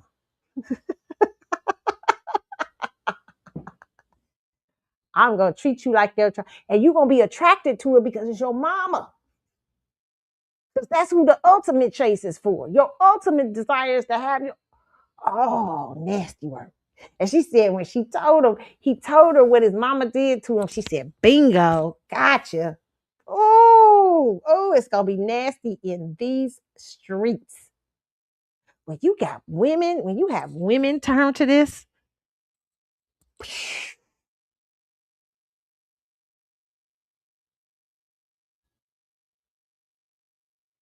Is it like some Wonder Woman shit or something? Like, the land of the Amazons? We're gonna be working in energy like that? Woo! When I heard this, I said, treat them like it's trauma. Oh, nasty work. But I can't say it don't work on a toxic mofo. That's why when you do see them when dudes who are players, they fall really deep in love with somebody that they can't get.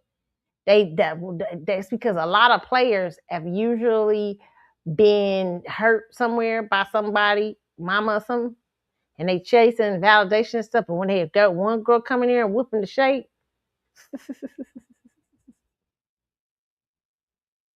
and they run around, she be dogging them, and her friends be like, "Damn, man, what she do, man?"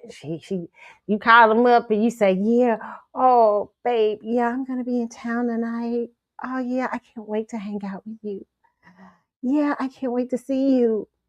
Yes." And then you don't show up.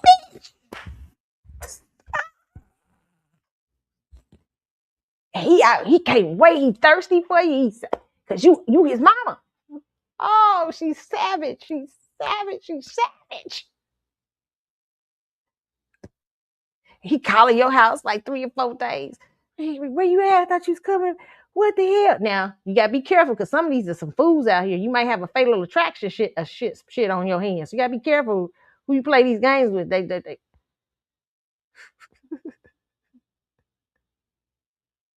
He call you. The third day you pick up the phone and be like, "Oh my God, I got caught up. I forgot.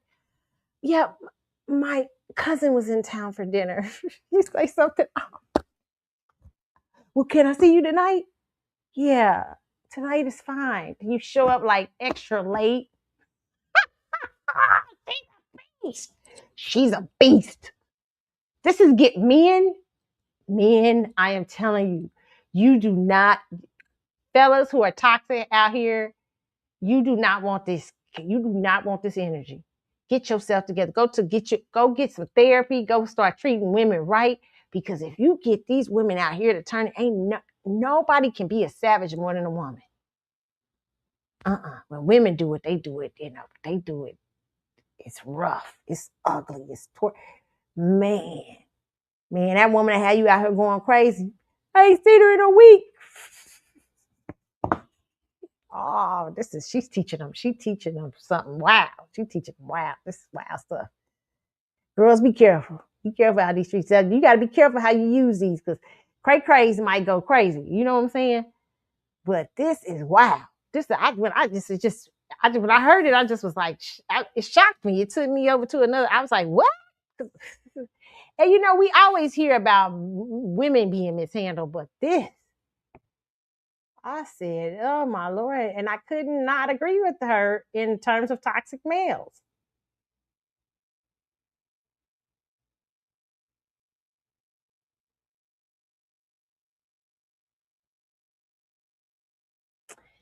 But really, to be honest with you, this is going to be my opinion. Your life should be full anyway.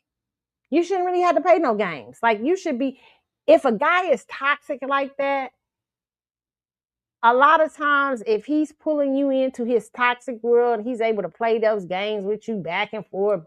It's something in yourself like that likes that. It's something in yourself that you got abandonment issues or you got this and that. So really, how you really do change that is by having your own life. This is basically what this woman is saying. She's just saying it's going to trigger his trauma. Basically, you saying, listen, bitch, I got stuff to do. I ain't got time to be hanging out with you.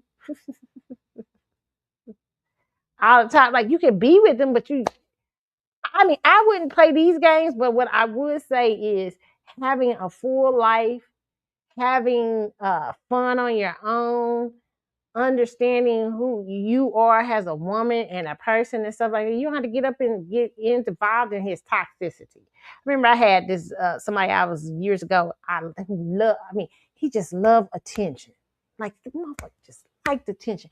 Like he's just trying to get attention from chicks all the time. I'm like, look at this fool. He's just always just doing something.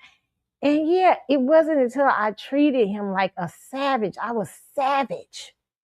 Like but he is acting a fool. He's like out beside my house, sitting out. I'm not leaving till you come outside. I'm like, oh my Lord, the Lord, because what it was, I didn't realize I was doing this at the time. But now hearing this woman, I was triggering I was treating him like his trauma. I was like, boy, go home. Shit. And girls, he had a roster. He had all kind of chicks like he outside my house. Why you treat me like that? Man, I'm asleep. And don't wake up my grandpa. You wake up my grandpa. Go come down there and start shooting or whatever. Take your ass off. I had turned a playboy into mush. And why? Because he just, he was like, he thought he was in control. He thought he was going to come in and play little attention games. And then I really saw what he was doing. And I was like, he just getting ready. He trying to just run me all around town. Okay, I see you don't care that much. I ain't caring that much. I treated him like his trauma. He was literally to the point where I wasn't attracted no more. I was like, ugh. He be like in the car arguing with me. Why are you doing this? I'll be like, oh, wait a minute, grandma, get a hold of yourself.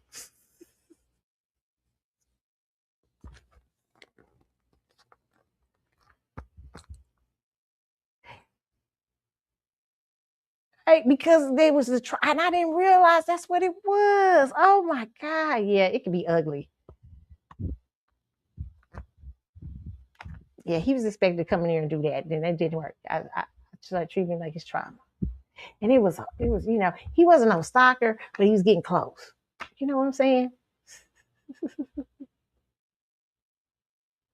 And it wasn't because I was great to him, because I was trying to do everything being mean. I was like, I had other dudes I was dating. I was like, what the more he was trying, let's get it together, let's work it out. When I tried to tell you to work it out, you didn't want to. You wanted to play out in these streets. Oh, it's gonna be an ugly world. I'm telling you fellas right now. This woman out here teaching this kind of information, you toxic dudes, you better get your mind together. These girls is gonna be brutal. They get this kind of information on their hand. It's gonna be ugly. You're gonna be crying. You're gonna be crying. When your twin flame, your twin flame turned into toxicity, turned into your mama. Your soulmate turned into your mama. You're like, what the? All of a sudden, the girl you thought was always gonna be there, so you called her up, and she like, yo, I got stuff to do tonight. Huh? I thinking we was gonna have a movie night. Nah, I'm going out. Oh, you don't want that world. Oh, who you going out with? Friends. Oh, okay. Good night. Click. Oh, when they start being cold, oof. It's gonna be an ugly world. It's gonna be ugly for you men. Okay. All right, you guys. Oh my goodness. I think that's the last story I wanted to share. I thought that was crazy work. When I heard that, I was like, my goodness. That is China TC.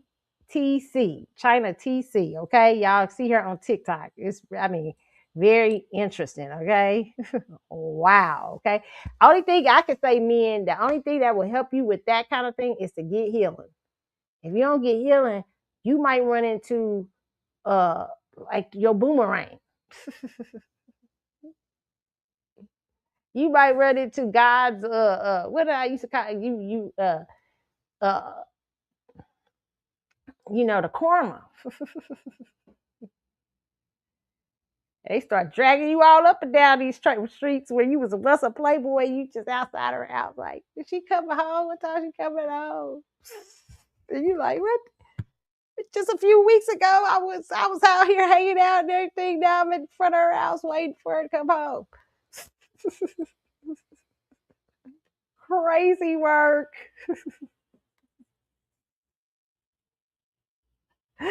All right, you guys. Let me see. Is that the last story? Then make sure that's the last story for y'all. Okay. That is okay. I think that's it. Okay, you guys. Remember, you can hit me up on You can hit me up on YouTube. Not YouTube. You can hit me up on the YouTube. Yes, the Carlotta Chatwood Show. You can also hit me up on uh Instagram, excuse me, at Carly's with the S _ Galaxy. There's also a link there for Threads. You can also hit me up on TikTok, Keisha Carlotta. And then there's the Facebook page, the Carlotta Chatwood Show. You can always message me there and stuff like that. If you want to hear something about the show or you got something was funny in the show and you want to tell me or whatever like that, you can hit me up there too. And also Instagram too. Also, you can hit me up on X when I'm on there. It's Carlotta72 and C Chatwood Show. Those are both the platforms for that. Okay, you guys, I hope you enjoyed the show today. I hope it was fun. I hope you guys enjoyed it. And I will see y'all. I don't know. It may be sometime next week before I do another show. I don't know. Unless something really big come along to talk about, then that would be. I'm trying to think. It feels like I had something bigger. I had something to talk about. I don't think so. Okay. So yeah, that's it. So enjoy the show. I mean, enjoy it. Hopefully you guys get to enjoy the show. If you just now tuning in, listening, hopefully you get to listen to it later on and playback. Okay. And you can also do that on YouTube too. There's the old archive shows there.